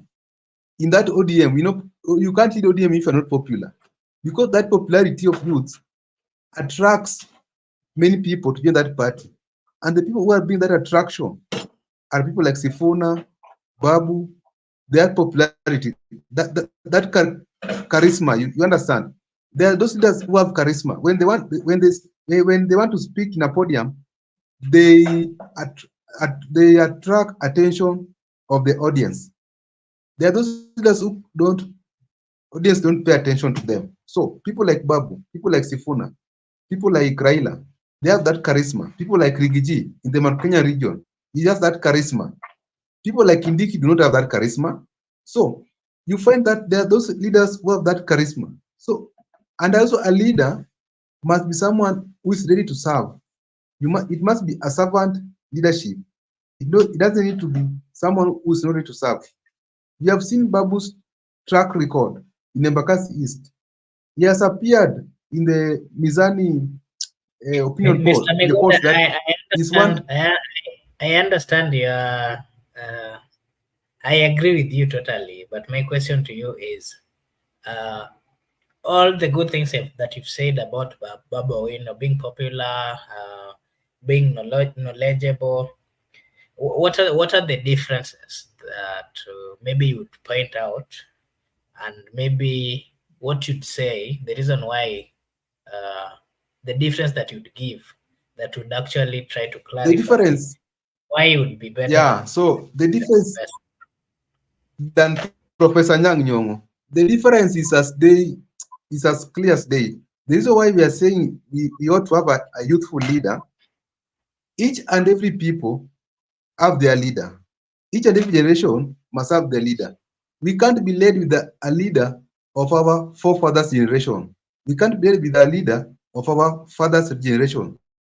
As this generation, we have identified our leader and we know him.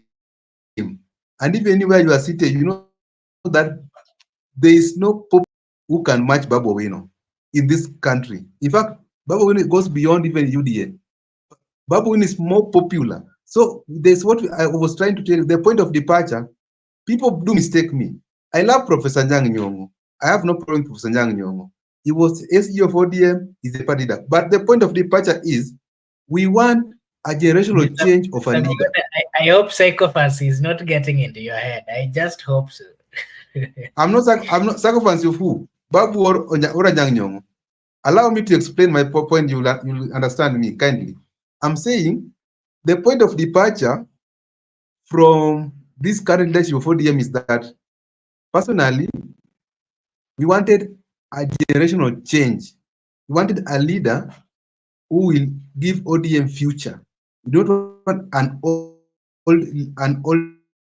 guard, because old guard, it means that they are trying to kill this party naturally. If we have a reflection of our youth in that party, it will many people will join that party. Many young people will be registered. You and I, we are not members of ODM, but Babu can influence our invitation to join that party. So they will add more membership in that party. This is why I was saying that I'm advocating for Babu Owino. Currently, there is no in terms of age, there's no younger person in that party who can match Babu Owino. So if they want that party to have future, or to have more young people. All people will not be there for the rest of their lives. We are the future of this country. 10 years down the line, we will be the people make decisions in this country, if you're not aware. Right now, our numbers, if you can register as Gen Zs, we can declare who will become the president. So you should not take us for granted. And there is no way Okay, you okay, will we want understand. me to concur with the decision of the party and leave out a young person like me. I want Nyong'o out of the way so that when Baba becomes party leader, I can even become the SG, or I can even become the MCA or MP. But if these old guys are on the way, we will not rise as young people. So if these old guys are on the way, we will not rise as young people. So I want Nyong'o out of the way. Okay, thank you, Mr. Miguda. Barak, the young people are saying that they're not represented in ODM, I'm done. I'm done. Go on. and by giving Professor mandate to proceed to continue as a party leader, so most of them are not actually happy with it because they're saying that they the seats or the positions that were there is no any youth who has been given the chance to to also show their leadership in that party. Maybe your thoughts, your take on that. Well, thank you so much, Mark. I think that statement is not true because according to my co-panelist, the only youth in ODM is Baboino, which is not true. I think the SG of ODM is a youth. That is Edwin Sifuna. The party leadership position. In fact, this is the first time in Kenya uh, the party leader is handing over leadership to another person, because normally people found their parties, then you lead that party, then when you die, that party also dies with you. And even Jim Wanjigi bought Safina from Paul Mwite. He bought it literally with money, because the parties in Kenya belong to individuals. It does not belong to people. So we must just ensure that we give credit where it is due. ODM belongs to Raila. And Raila wants this party to die a natural death. By handing over leadership to Professor Nyong'o, it is a way of communicating that this party has no future. And I can assure you, the way Jaramogi died and Ford Kenya disintegrated and became a village party that only elects few people from a village in Bungoma, that is how ODM was also going to be in the next 2 or 3 elections. You will only hear maybe ODM in a village somewhere in this country. So Raila Odinga built ODM, and he wants to bring it down the way he built it. And the one way of bringing a party down is by handing it over to someone who is not capable of leading it. So my advice to Babu, if he should just walk out of ODM as early as yesterday if he want to continue holding on to his dream of becoming the national leader. Because if you are a leader also, you must take a step forward and look back and see how many people are following you. But this issue of lamenting about ODM and ODM is not going to do him any good. He should walk out of ODM, because ODM is on his way down. It's going south, and this will be manifested in the election of 2027. ODM is going to lose big time with this kind of things that are going on in ODM. But look at all other parties. It's only in Luo Nyanza that we want to force people to belong to one political party, which is not even the spirit behind multipartism. Multipartism, people should have so many parties to choose from where they want to belong. But Luo, we've been boxing people to belong to. Either you are ODM, or you should not even think of vying for any elective position, which is not right. If you look at central Kenya, they have the different parties, even though others are not parliamentary political parties. If you go to other so many regions, at least you find that they have different parties to choose from. But we have been boxed in Luo Nyanza that it's either you belong to ODM or you forget about politics in this country, which is not right. And I hope that if the way ODM is going to die a natural death, and we are going to now to be liberated and have multipartyism in the Luo Nyanza, so that people can have the right to vote for whoever candidate they believe is the right candidate, who can serve them, who can deliver to them the services that they require, instead of having one party where we are been bulldozed to belong to, and we end up having people who call themselves leaders, but they are just sycophants of party leaders. This thing, I think, should end in so that the people of Lowland can be delivered from this kind of dictatorship.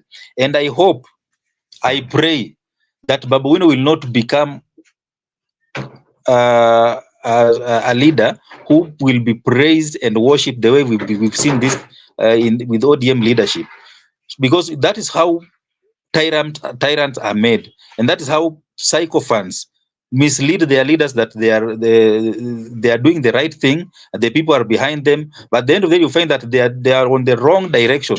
And I believe that Babu Wino is going to be a leader who is going to listen to his people, and is not going to have sycophants, people who are called praise and worship team, the way we've been having Raila Odinga as foot soldiers who always praise and worship him, even though he's on the wrong, he's heading the wrong direction. Because if that continues, then I believe we are going to be doomed as a society, which is not good for this country. Okay, Thank you. thanks, Mr. Barak. Before I give Brother Ben a chance, allow me to read these comments. W Banker is saying too much instability. The sun rises in the east na kuzama magharibi. Udhabiti unastahili kutegemewa. The Pentagon in the US is the edifice for the Department of Defense. This is the US military wing. Umaarufu, burudani na pesa ni viashiria viwili vya mfumo wa kisiasa unaoendeshwa na wasio na sifa. Hey, brother W Banker, hizi Kiswahili bana, unataka kunimaliza leo. He's also saying that that is an astute point. In a just system, Iguda would be the president. Poverty is a weapon against the people. Wealth is a reward for not fighting colonialism. And then he's saying the worship by mixing a state and church. They instill guilt because the religious believe they are placed by God. Okay, thank you, W Banker, for your comments. I've also shared a link. Anyone who is willing to join the channel, you can just click the link. It will direct you to the studio. Mr. Brother Benson, what's your take on this ODM thing? Today, the ODM has a new party leader, but we're being told he's in an acting capacity. When are we going to see party leader is not going to be acting in that capacity? And again, what is so tough for them to simply give Professor a chance to lead fully without him being given a chance to do it in an acting capacity? Because we've seen Baba is going to the AU. He's going to start his consistent campaigns. Why is he still not afraid of leaving this party fully on behalf of someone? Is ODM too I don't know even how to put it. Maybe you can give us your thought on that.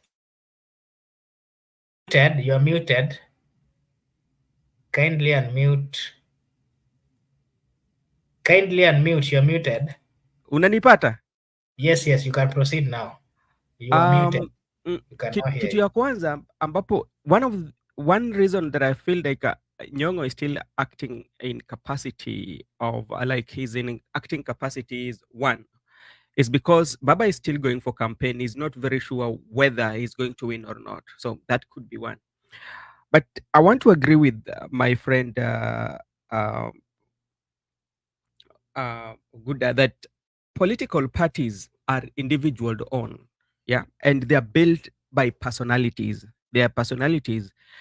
And another thing with political parties in Kenya, the political parties in Kenya are more or less business. Yeah, they thrive is a business because look at the money they get from exchequer. Depending on the number of MPs that you get, there's a money that they're going to get, and this money should be accounted for because this money is for public. They should account for this money. We've never seen any political party coming and giving us the audited account for a particular period for the money that came from the exchequer to them. That is one. Another thing that um, the reason why young people cannot be given these political parties, yeah, is I said earlier, they are built by honors. There's nobody who wants to build a political party for you, then hand it over to you. It is not very easy. Yeah. So that's why good leaders like Babu Owino will not find good positions in such like political parties. One is ideology and vision is quite much um, uh, is he has a very different type of leadership that um, does not match with what the the current politics is taking place. For example, if Babi could have been the leader of ODM, do you think they could have donated those members? So those are some of the things that. Do you think Babu Wino is one person that will say, okay, now let's come and work together? If you see the kind of ideology and the kind of vision that he has, so that is one. Another thing that is there, that even if he wants to kill the party, but he wants to give the position to the people who are very loyal to him. Yeah, the people who are very loyal, the loyalty. Yeah, remember, Anyang Nyong'o has only disagreed with Baba once, and it was the time that when he was running for presidency with SDP. But Anyang Nyong'o felt terribly. I gave you a story of one Mzee was telling me in Kombewa when I visited that I don't know whether it was true that Nyong'o asked the people, "What do you want me to do?" Because the people of Kombewa, my village people, you failed me. Told me, "Oh, what we want from you is to love Raila Odinga." Then told only that. Then I will do that. I will love Raila Odinga. Then from there, people told him, "You will not lose any election." You know, so there is no position in this political party that will be given to youths who have different views of leadership. The leadership of serving the people, not the leadership of psychophancy. Yeah, that's why you see all these positions in the political parties. They're supposed to be elected. Those people were supposed to be elected, but for the longest time, they've been interim. For how long is Sifuna has been an interim? Ababu Namwamba stayed an interim of ODM for the longest time. Sifuna now is an interim. He was not elected by party delegates. He was appointed. Yeah. So which means he serves at the mercies of the party honors. He cannot question anything that the party does wrongly. If he does, the following day he will be out of the party. Remember what Kaluma said when he was in parliament. Some of you are talking, yet those positions you're holding are they are interim positions.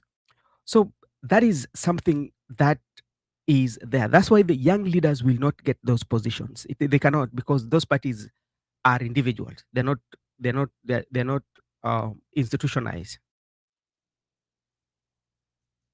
Okay, thank you, Mr. Brother Benson.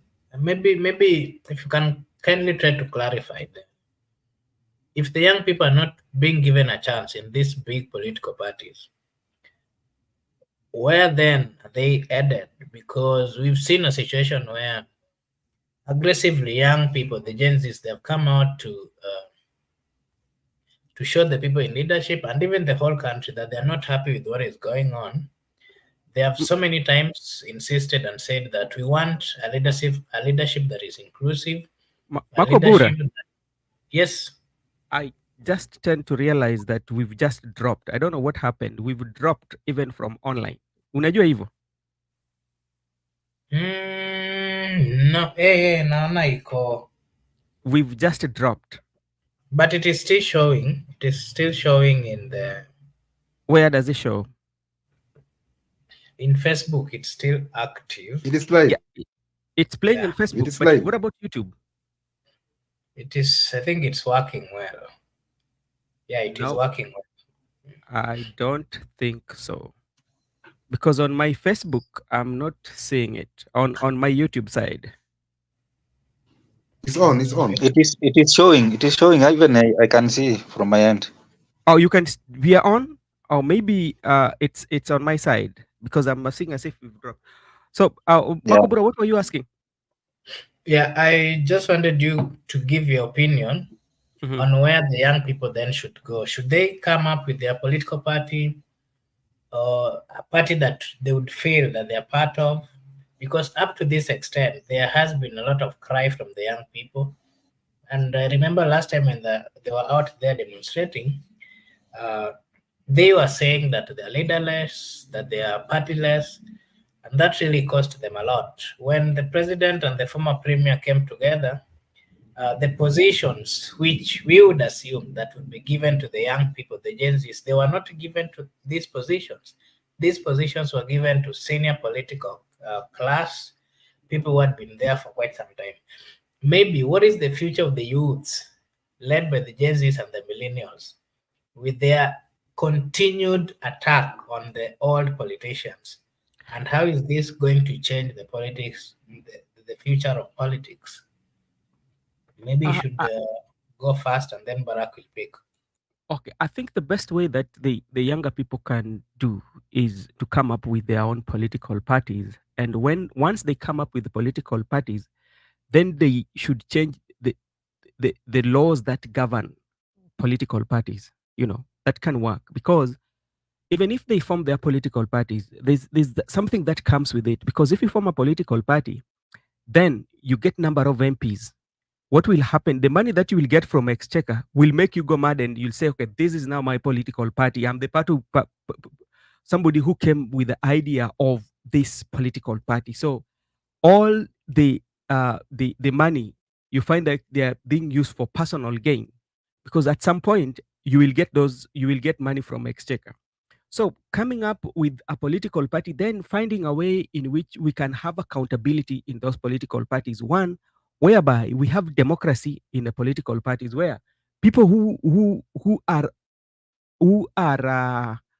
having, or people who are in the office in that particular political party should not vie, because that one does not kind of give democracy to the people, does not give, I mean, level playground for the people who are vying. For instance, let's say right now, if Babu Owino will be trying to vie with ODM, let's say still with ODM, yet the leadership of the ODM, the people who are there, yeah, knows what Babu is capable, they can decide not to give you a certificate. Where will you take them? Yeah. Or somebody who is vying, the same person who is vying is in the office. Like now, for instance, we have the chair is Gladys Wanga, Her Excellency Gladys Wanga. She'll be vying for her second term. Yeah. How even if there's a strong candidate, a stronger candidate, and they're competing, and she's in the office, and the stronger candidate has won, just in case has win that nomination, do you think they can give that certificate? Not really, not really. So those are some of the things that should be talked about. So when this position will be open, they will be open for youth. The youth can vie for them. You create position that even the party position, we are voting for secretary general. If the youth feel they want to go for secretary general because there will be transparency, then they will do that. Then that one will be okay. For now, if you want to say that the majority of youths will get position in all the political parties we have, not only ODM, Wiper, UDA, and all that, that will only be a market strategy for the political parties. That's what I can say. Okay, thank you. Mr. Barak, how are we going to ensure that this mentality of people coming and then coming up with political parties, and then they tend to kind of hone these political parties to an extent that you cannot question, you cannot come up with ideas. If you try come up with ideas, he will be thrown out. You will be questioned. They will say you're not really respecting the constitution of the party.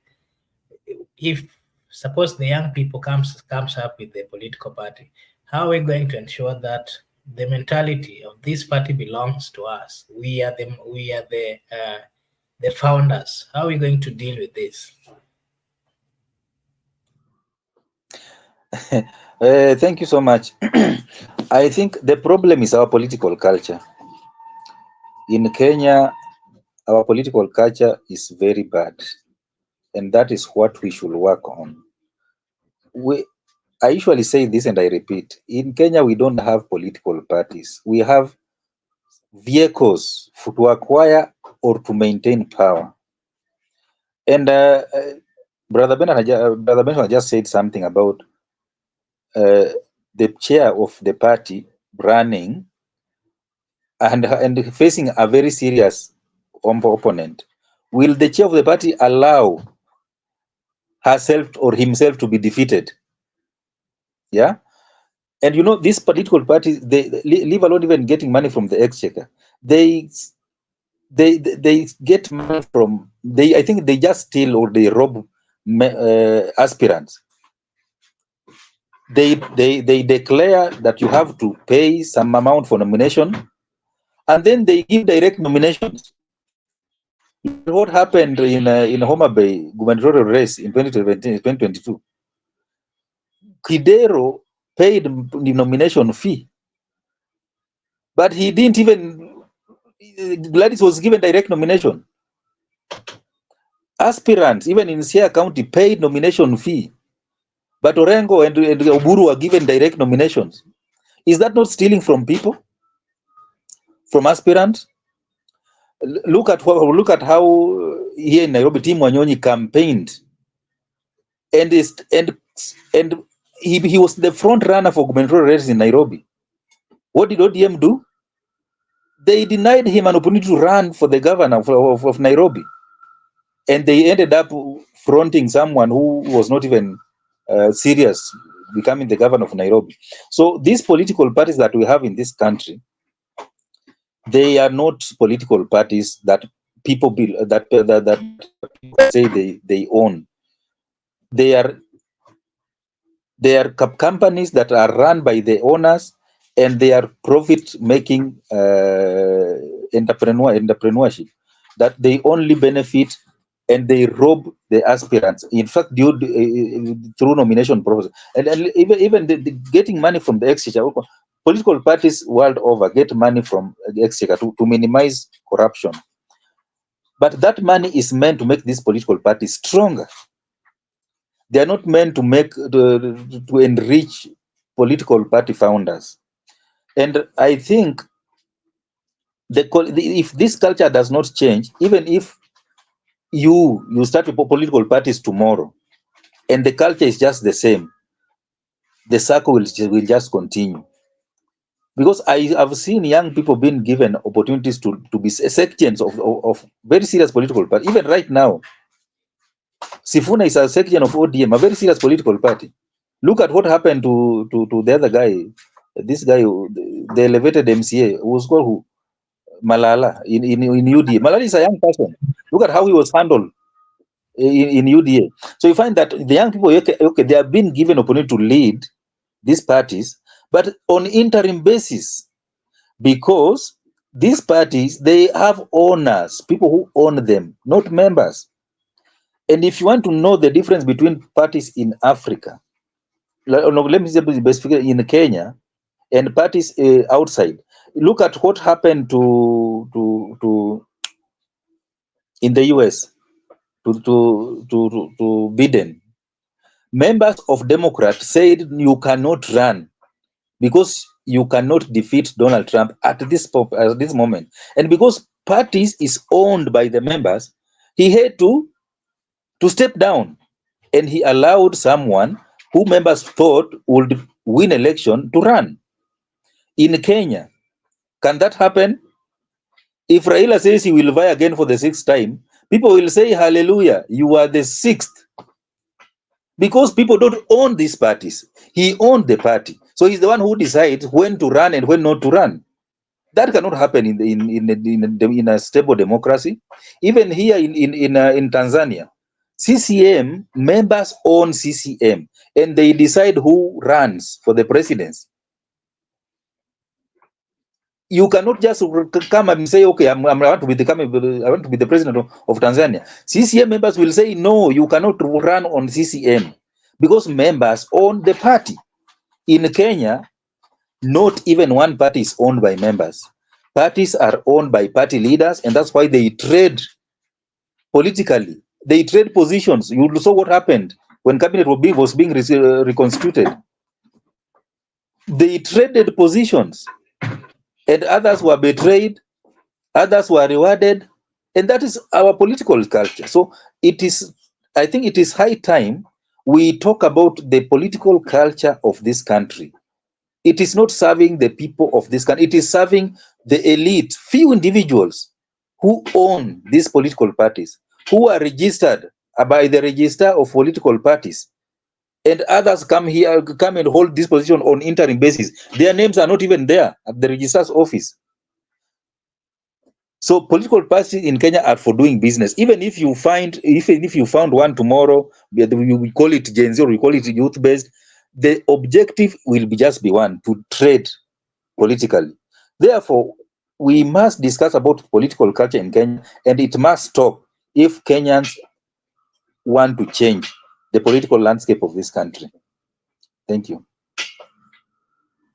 Miguda, you're a Gen Z, and you're one of those people who are saying that your fellow Gen Z or millennial has not been given a chance. What is the solution here? Are you going to come up with a party that is going to cater and ensure that your demands are looked into? What's the way forward? Are you going to tell your boss? They say your boss, or you're what? I don't know even how to call him. The man that you like his political life. Are you going to tell him to come up with a political party and then he'll try convince us to join? Kindly, kindly tell us the way forward. Now that Mm, Win has not been given a chance to lead in the ODM party. you know, Babu, he's not my boss. He has not employed me. He's not doing for me anything. Babu Wino was my president, Sonu, chairman. W Mark has just reminded me. I think the best word is political mentor. Let me say so. Yeah, it can be meant on positive side, not on negative side. Yeah. Thank you, Banker, for reminding him. He could be my political mentor because I voted for him as the Sonu president. The last time he was serving as in his fourth term as the president for Sonu. I voted for him. And also, this is why I am supporting him. I understand him. And also, we told Babu, 2017 elections, we told him, we are one of the people who talked to him those times. As we were very young, we were just freshers. We told him, Babu, you have a future in this country. Don't join ODM.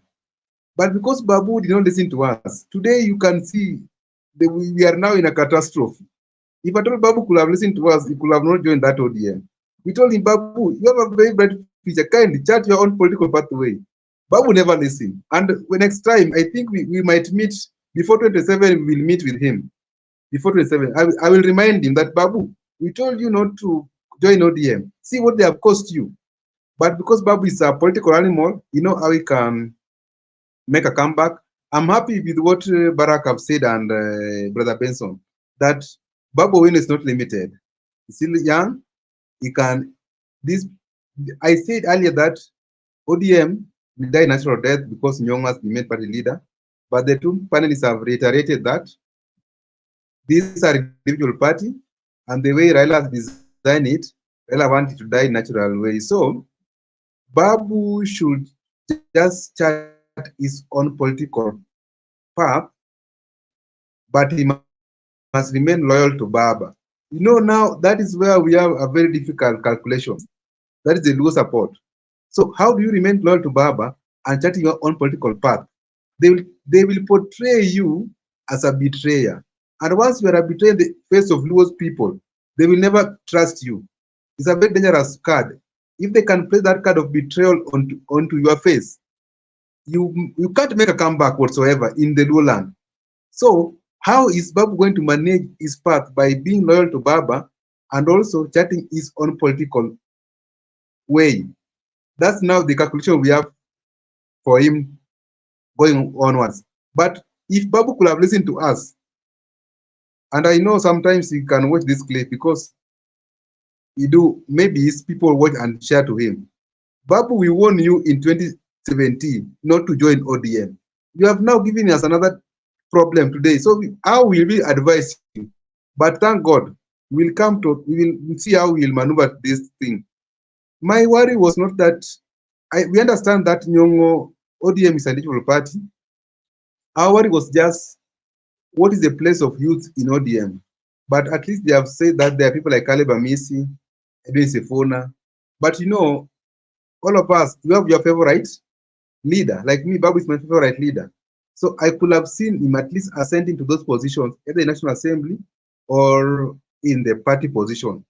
So going forward, as Gen Zs or as youthful people in this country, we or some of us, we identified Babu a long time ago, as early as 2017. We wanted him to become president one day in this country. So we know going forward, let us not be limited with ODM.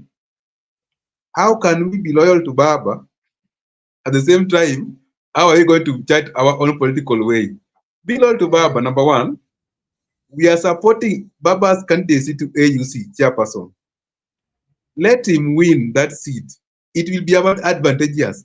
But if Baba lost that seat, then Baba will make a comeback which will try to tremble us. But all said and done, this is politics. Our card that we must hide to these people, they should not see us trying to overtake Baba.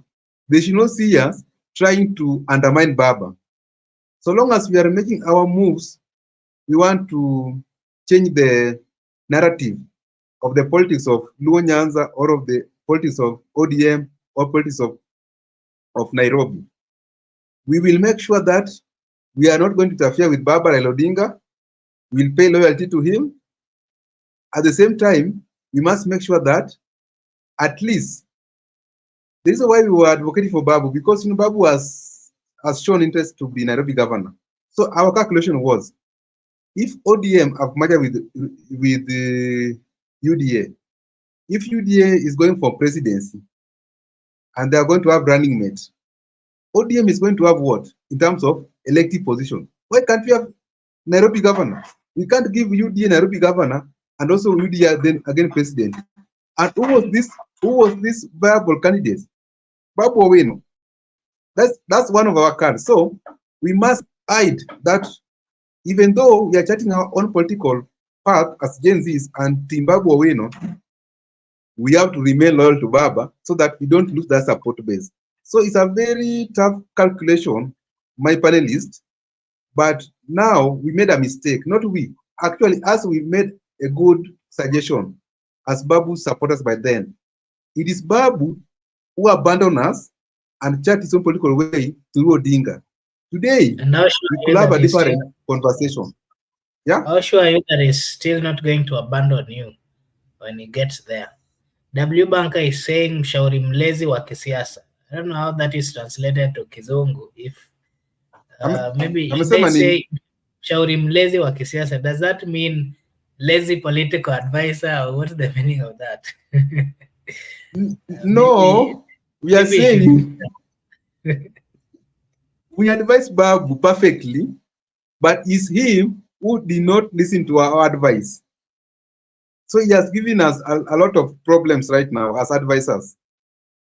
If he could have listened to us that time, today it could have been a walkover for us to take over the people from Raila. But now it's not easy to take it from Raila because there are psychophans who still believe that even at 80, even at 90, Raila will be president in this country. So that is a question Okay. and answer for another day, Kevin. We will discuss it another day. Thank you, Mr. Migod. Maybe Barak, do you have anything to add before we move to the next question? Thank you so much, Mark. I think let me just Migud has talked about Babu becoming the governor for many times, but I've never responded. Let me talk about that today. I think you remember in 2022, what Miguda is talking about today happened in 2022 when Jubilee said that we cannot support ODM for the presidency and also allow them to take the governor in Nairobi, and they made Tim Wanyonyi to drop, and they fronted Jubilee fronted this this comedian. It's called who? This guy who went to South Africa. Polycarp And you know what happened? Pardon? Igade. Polycarp. And the guy they started washing dishes and I don't know, collecting mangoes at Marikiti very early in the morning. And you know what happened? The people of Nairobi decided that we want Sakaja. Sakaja was the most popular candidate in 2022.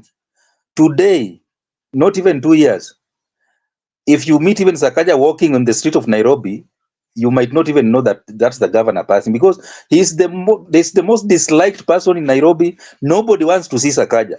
Slightly less than 2 years, Sakaja has lost popularity because the governor of Nairobi is the hottest seat in this country, leave alone the presidency. That seat has killed Mike Sonko. You know, Mike Sonko was very popular in this country. At some point, even he thought that he can become the president. Right now, Sonko cannot even become an MCA, courtesy of Nairobi governor. That seat killed his political ambitions, and right now he can only blog and record videos and post online because he cannot even be allowed to vie for an MCA. I believe personally that if Babu Wino want to become the president of this country, he should avoid becoming the governor of Nairobi at all cost. Because this seat can kill his political ambition. And you can see Sakaja even in 2027, I don't know if he's going to vie again because I don't know who's going to vote for him. The guy who was elected by everybody, ODM, UDA, Jubilee, everybody elected Sakaja in 2022. But he's struggling, even though he's visiting even Opoda farm in Bondo, that is not going to save him because we don't want to see him again being the governor of Nairobi. He had So gone to if seek sanitization. no, going to pay homage to Raila Odinga's home is not going to start to help him because he has failed Nairobians. And Raila was supporting Polycarp Igathe in 2022, but we voted for Sakaja at that time. And I can assure you, whoever is going to come in 2027 as the governor, he will not even last for 5 years again. And if I can meet Babu Wino personally, I will advise him against listening to Miguda so that he can become the governor of Nairobi, because that is going to cost him the presidency. If he has ambition of becoming the president, you can become the president of Kenya without becoming the governor of Nairobi. Look at Rigiji, the deputy president. He's just a one-time member of parliament, and he's positioned himself strategically. And right now, he's the second in command in this country. So you don't have to become I don't know, a member of parliament, climb to the governor, and you can even be impeached, and you know what happens when you are impeached. And when the state wants you out of that seat, they can even pay MCAs and impeach you, and before you wake up from your sleep, somebody else has been installed as the governor. So that seat is meant to kill people's ambitions politically, and Sonko is one of them. Sakaja is another victim going home. Now, in 2007, let me reflect on 2017. Miguda said that they advised Babu not to join ODM. And you know that in Nairobi, at that time, is either you are pro Raila or you are pro Uhuru. At that time, there was not even one independent candidate won in Nairobi. So I don't know if the advice was for him to go independent or to join Uhuru's government, because if he could have joined Uhuru, even right now, I don't know if he could have been still supporting him. So I think Babu made the right decision in 2017 to join ODM, and ODM also has built him to become who he is right now. ODM has given him platform to sell himself across the country. Because even if Babu goes to Garissa today, he will have an audience to address. Even if he goes to Isiolo, Babu will have audience to address, and because ODM has given him that platform, now it's upon him now Internet to is not utilize that. Pardon? very stable. It keeps, sometimes it drops. It's not as very clear. I don't know why. Okay, let me just finish by saying that it is upon Babuino now to utilize on that platform he has been given by ODM, either to ship out and form now his own outfit, or persevere in ODM and hope that things will work in his favor. Because politics is also about interest. And if we find that now where you are, your interests are not being served, I don't. It is upon you now to look for another place where your interest will be served, because politics is more of interest, and that interest starts with you as a person, your personal interest, then the interest of the people that support you. So if his interests are not being served in ODM, then as a politician and as a leader, it is the right time for him to look for an avenue or a forum where his interest will be served, so that he can also serve the interest of people that supports him. I think that's my take on that. Okay, Thank you. thank you very much, Mr. Barak. I think now we should get into what was happening today in the airports across the country. There was a demonstration here at the JKI. There was a demonstration at airport in Kisumu. There was also a demonstration in Eldoret, Moi. All these demonstrations, they are being caused by the Adani group who are trying to come in. They want to take a they want to take a lease of almost 30 years. They want to take control of the airport, and this has really angered the people of Kenya, especially those who are working within the airports. Today there were demonstrations in the airports, and there were delayed flights. Some of them were even rescheduled. So it was a serious thing that as a nation we need to have a look at it and see what is really happening. I think this issue of Adani, at first the government wanted to do it secretly without involving the people of Kenya. It is only the Gen Zs who realized that there was something that was going on at the airport. And if you keenly remember, there was this young man who just dropped school in class 2. When demonstrations were called, he was the first person who was telling the people of Kenya that we are going to the airport because the airport has been sold by the President William Samoei Ruto. Who is he to even sell the airport? If Kibaki didn't sell the airport, if Uhuru didn't sell the airport, who is Ruto to sell the airport? Anauzia nani? Anauzia Muhindi. It is true, this thing was going on, but at least it has come to the attention of the citizen of Kenya, and people are taking action. They want to really understand what is in this agreement, and that is what really angered the people. Because the workers who are demonstrating, they're saying that there's no any clear understanding of what really this takeover mean to us as a people, and even to them as workers. They're also saying that the terms of working which are within there, it is not really favorable. That is why they called for demonstration.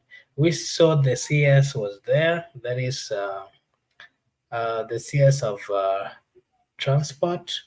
We also saw Court Secretary Papa Francis Atwoli was also there. They had a discussion, and late in the evening, we saw the leader of the workers, the airport. He said that the demonstration has been called off and that they're not going to proceed. Court Secretary Mr. Tuoli said that they had looked into the issue, they had taken serious documents, they were going to do a review, and then they will get back to the people in 2 weeks.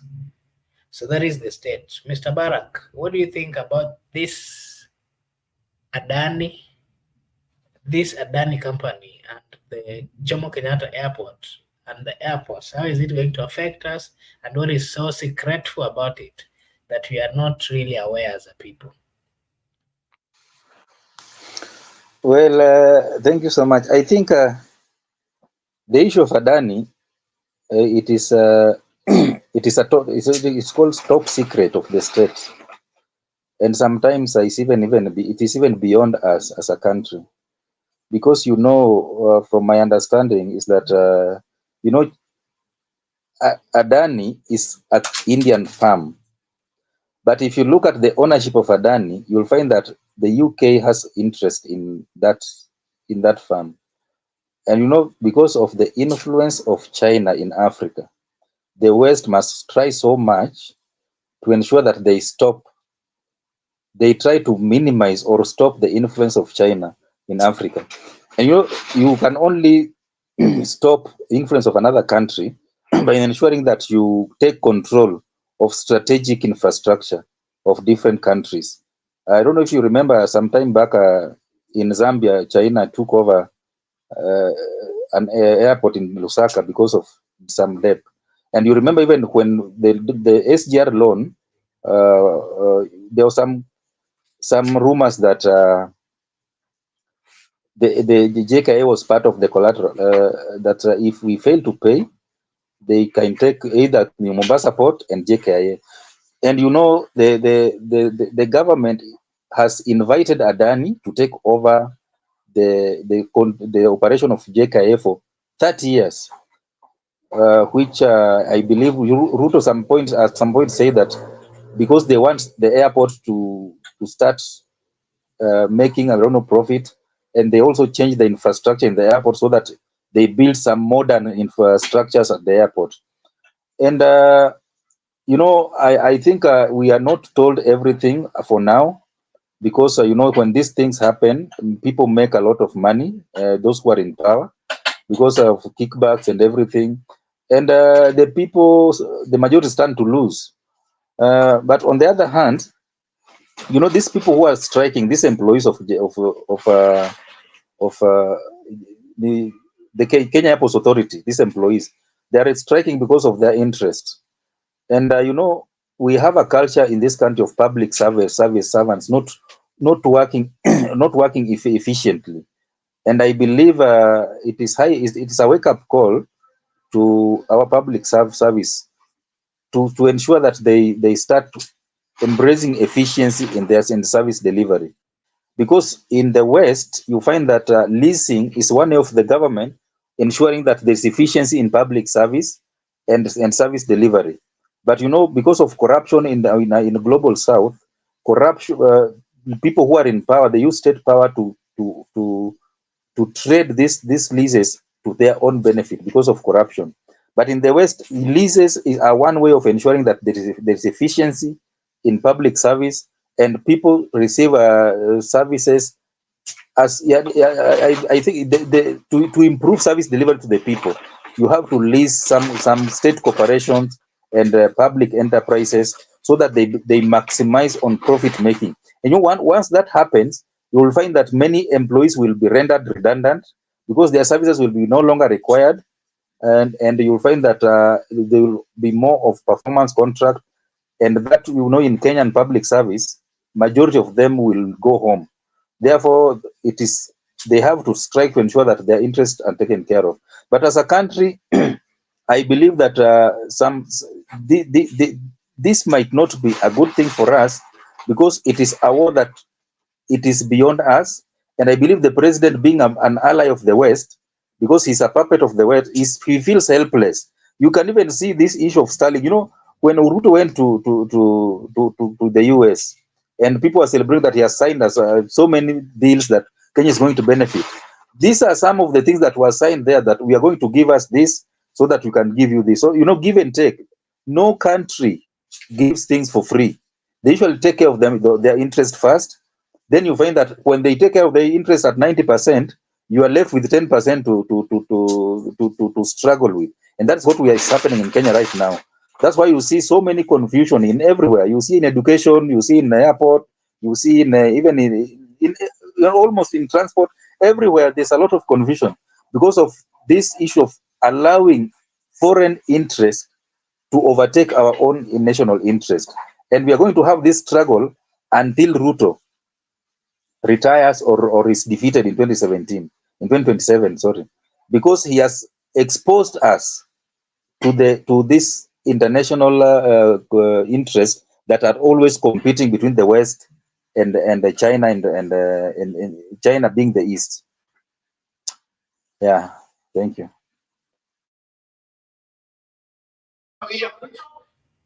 Thank you, Mr. Miguda. Kindly give us your opinion on this Adani deal and the reason why it's Hungary. It has made the workers to even go on strike. They were delayed. They were delayed flights today at the airport. Kindly give us your opinion on that.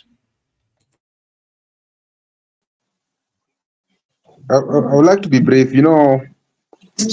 Personally, I think it was more of a state secret there, whereby a state acted on behalf of the citizens to execute that tender, and people were not made to be aware. For example, there was no public participation. You see, so if there was no public participation, that's where the problem is.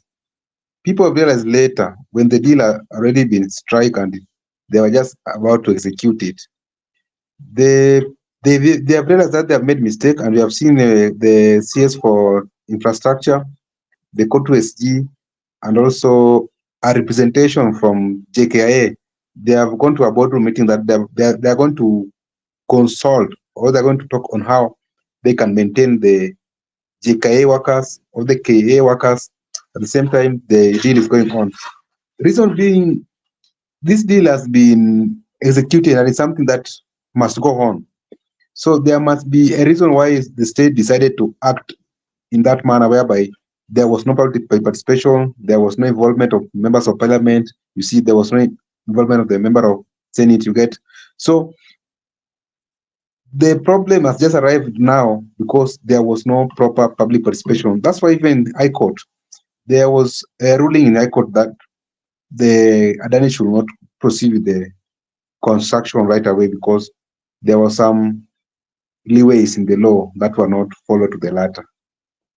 I'll just I just try to track it back from Barack that it was more of a state secret, and also it's a strategic public utility whereby once a country has identified, for instance, like an airport, it's very strategic for them to invest on that airport. So the people who are involved of the previous year's Murkomen and the people who are involved into that strike that deal, they ought to have involved the members of the public because they are saying that it was PPP, whereby a private sector is coming to manage our airport for a certain duration of time. And when the deal is over, they will leave. But now, in a layman's language or in a layman's perspective, Ruto anauza airport. So that's why people have to give it references. Like we have the predecessors, the late Mwai Kibaki, the late Daniel, the late Jomo, and the former Uhuru Kenyatta never even tried to get such deals to take away our airport. Why is that this man from Sugoi who came yesterday he has shown us more than what our four former presidents shown us. So people are like, wait, wait a minute, what's going on here? So I think there was no proper public communication, and there was no proper public participation, and there was no proper explanation of the ongoing. Now it's even you have realized even the staff were never informed. You see, communication was very, very poor because the staff ought to have known that the people who are coming here are the done. And this is how we have planned for how we are going to carry out this project going onward. So everybody was perplexed. The workers, the public, the people, and even some people in government, even members of parliament, never knew what was going on. It's only this senator from Kisii County, Onyonka, who has been all over the media, mainstream media, trying to provide civic education. He was more of a whistleblower. So you see, we have to admit that there was a mistake, but I like the way they have handled this issue. CS Rotich has admitted he's not blaming anybody. He has now called SG for Kotu, Adani representative. No, KAA representative. So they can charge them I don't know what's your net is not very stable. I don't know what's their wrong with way. that. Can you hear me? Mr. Miguda, can you hear me? Yeah, I can hear you clearly. Can you hear me? Yeah, kindly proceed. You are not clear. I don't know why. Proceed. Can yeah. I was finishing.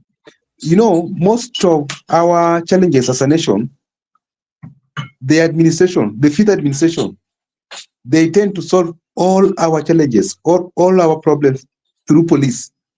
They think that if they bring to us police, if they bring to us bloggers, they will calm things down. They try to do it during the reject finance bill. They have tried through abductions, arrests, killings. So today, it was more of a diplomat way they applied, unlike before. Today, they never brought, though they brought police officers, but they never misbehave as usual. They tried to behave at the airport. There was no one who was arrested. There was no abduction. There was no one who was shot. There was no tear gas thrown to anyone. And also, they brought it more of a diplomatic way whereby the CS and the court and the workers have tried to agree to talk on a boardroom. So you see, you can apply diplomatic ways to solve out a challenge in a nation. You don't need to send to people, the police, or whatever we're applying, because even if we demonstrate, for instance, we are not going to beat you, we are not going to take that power from you. Just allow people to exercise their right the way the KAA workers today demonstrated across the country. There was one in Kisumu, Mombasa, and in JKI, Nairobi.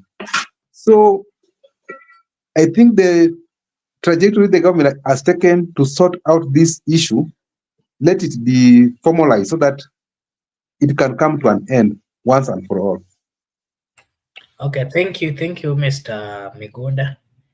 Yesterday we talked about this issue of Mount Kenya. I don't know if Barack is there. We just hear his take on that, and then we close the show. Mr. Barack, there's this issue of Mount Kenya region. There's this division where the Mount Kenya East and the Mount Kenya West are having a power tussle. Some people are saying that Professor Kindiki, that is the Mount Kenya West, is their spokesperson and that is their kingpin. And then the other side are saying the only person they know in Mount Kenya as their leader is the deputy president. So there's this confusion to an extent that today, when I was listening to Ketwar Guru, the former member of parliament of one of the constituencies in Laikipia, she was saying that the issue that is the widening gap that they're seeing in Mount Kenya is actually being caused by some specific members of parliament who are closer to the president. And this is what is causing the whole differences. Maybe you can give us your thought on that. Migunda actually talked about it yesterday. So after that, we'll just close the show. Your opinion on what the rift that you're seeing in Mount Kenya. Some of them are giving allegiance to the DP, while others to Professor Kindiki. The problem in Mount Kenya is also contributed by the same Ketwa Ruguru, who is the former women rep for Laikipia County.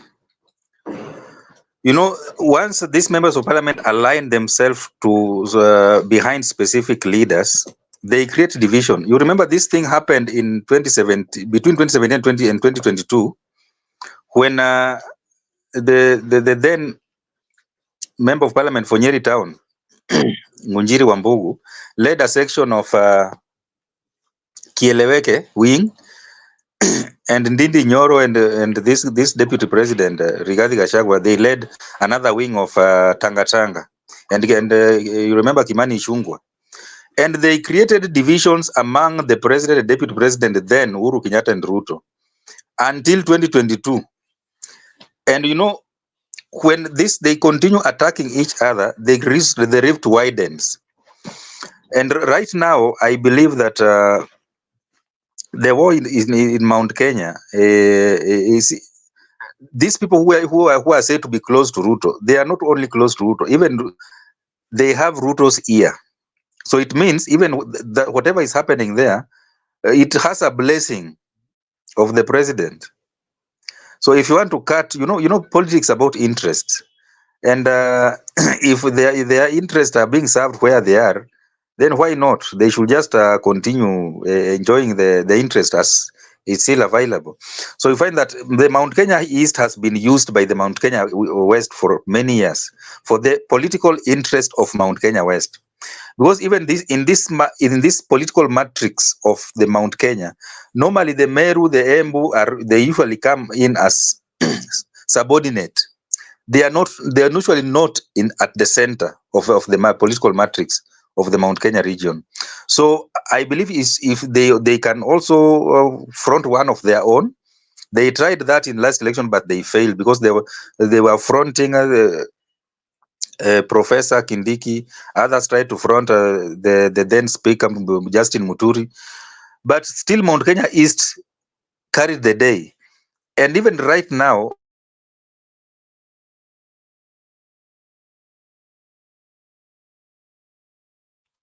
I don't know what has happened. The thing is, network has just dropped. Allow me to take this opportunity to say thank you to WS Banker, Annie, um, Benson, Tilen, Matoma Candettes, and everyone who is watching. Judith, there's Laban Misiani. Thank you so much for watching. We are almost finishing. Kindly just bear with us. Mr. Barak, we were unable to hear you. Kindly proceed with your comments. I think Barak is back. Allow him to finish. Barak is back. Allow him to finish. Kindly and yeah, proceed. sorry, I think my network misbehaved. He's just trying to act up. So I think my point was that the division that we are seeing in Mount Kenya has a blessing of Ruto, and Ruto is going to ensure that they continue being disunited as Rigiji tried to unite them. And by the year 2027, you will see a lot of disunity in Mount Kenya region than you've never seen before. So this is politics, and that is how politics works. It is nothing new, because you also need to consolidate your base as you disintegrate the other. You try to create disharmony in your opponent's base, so that by the time election comes, you take advantage of that disunity to ensure that you dismantle your opponent. That's politics, and I believe that we are going to see more in the coming days, because Rigiji, the problem with Rigiji is that he decided to become a regional leader, but he's part of the presidency. So he's undermining the presidency, and by trying to every time, even you see, he has become now an international meme. Because every time he speaks, you say, well, Baura usiguze mrima. And he has reduced himself to be a regional leader, and I believe he is just his own enemy, because as people continue to criticize him, he is insisting that he has no apology to make for being a regional leader, and yet he is part of the presidency. He's even going against the constitution, because the constitution envisions a presidency being a symbol of national unity, not the Mount Kenya unity. So I believe he's just being his own enemy, and because he's not seeing that, or he's just doing that on purpose, he will continue attracting this kind of these kind of attacks that are coming from the likes of Kimani Chungwa and his allies. Therefore, we are going to see more of this in the coming days, or as we head towards 2027 election. And by the introduction of the opposition, the so-called opposition in government, these things are going to. Remember what happened in Ruto's visit in Nyanza. Ruto, in that visit, Rigiji was being ridiculed and mocked publicly in front of Ruto, and he never cushioned any member of party. Someone like Junaid Mohammed, he likes that. In fact, that is where he thrives more, by making fun of this of the he likes that, making fun of these people, of these leaders. And by trying to tell him that you need to even to take a 1 millima from here and take it to, so that you can also refer that. Well, you are a national leader, you are reducing yourself to becoming a regional leader. So he's going to be to suffer more more attacks from the likes of Kimani Chungwa, unless he realized that he's a national leader and he start acting like one. Otherwise, drama, and we are going to continue to sing more drama from that. Okay, thank you so much, Mr. Barak. Thank you so much, Mr. Miguda. Thank you for joining. Thank you for giving your opinions. We are grateful to those of our subscribers. We are grateful. If you're new here, kindly like and subscribe to Brother Benson Media. Here we say your opinion matters. Before we end the show, do you have anything that you want to tell the people of Kenya, Mr. Miguda, before we end the show? I must have something. I can't have nothing. So, the people of Kenya and the viewers, we are very much grateful. Always pleasure to be here. Kindly subscribe for new viewers. There are new viewers who don't subscribe. Just subscribe. It is free. Also, you can comment. You can give us your likes, thumbs up. You can also share so that it can reach many people. And Marco Bura, we are very grateful for hosting us tonight. And bye bye.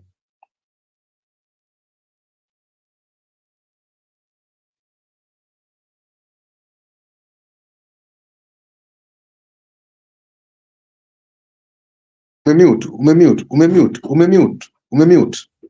Oh, sorry, I didn't know. I didn't know I was muted. I'm saying we are also grateful to Brother Barak here. He's been away, but hopefully we hope that we'll be seeing you this time round. Thanks for finding time to be with us. And W Banka is saying Mheshimiwa Rais Miguda. Miguda umeshakuwa rais. Kindly you need to get at. First of all, you have to prove to us that you're not a sycophant of one Kenyan politician. If you prove to us, we shall support you. Anyway, Barak, it's your turn. Kindly give your last remarks before we close the show.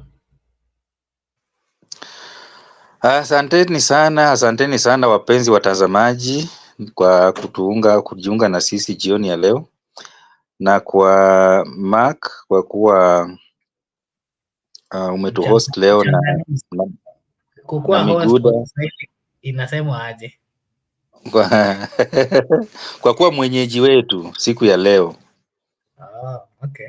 Asante sana. Tumekuwa na wakati mzuri, at least tumeongea mambo ambayo inaathiri taifa letu kwa njia moja ama nyingine, na nimefurahi sana kwa kurudi siku ya leo baada ya kukaa mbali kwa muda mrefu. Natumai tutazidi kukua pamoja kwenda mbele, na naomba watazamaji wetu tafadhali mupende hii channel yetu na muzidi kututazama kwa kila wakati ambao tunakuja hewani, na tutashukuru sana. Asanteni sana na muwe na wakati mwema. Mr. Barak, we love to question you. You love to tell us where you got to learn that good Kiswahili. Anyway, it was nice having a conversation with you, and we are grateful to us viewers. Thank you so much. Have a blessed night, have a blessed evening, have a blessed morning. Thank you so much, and bye bye.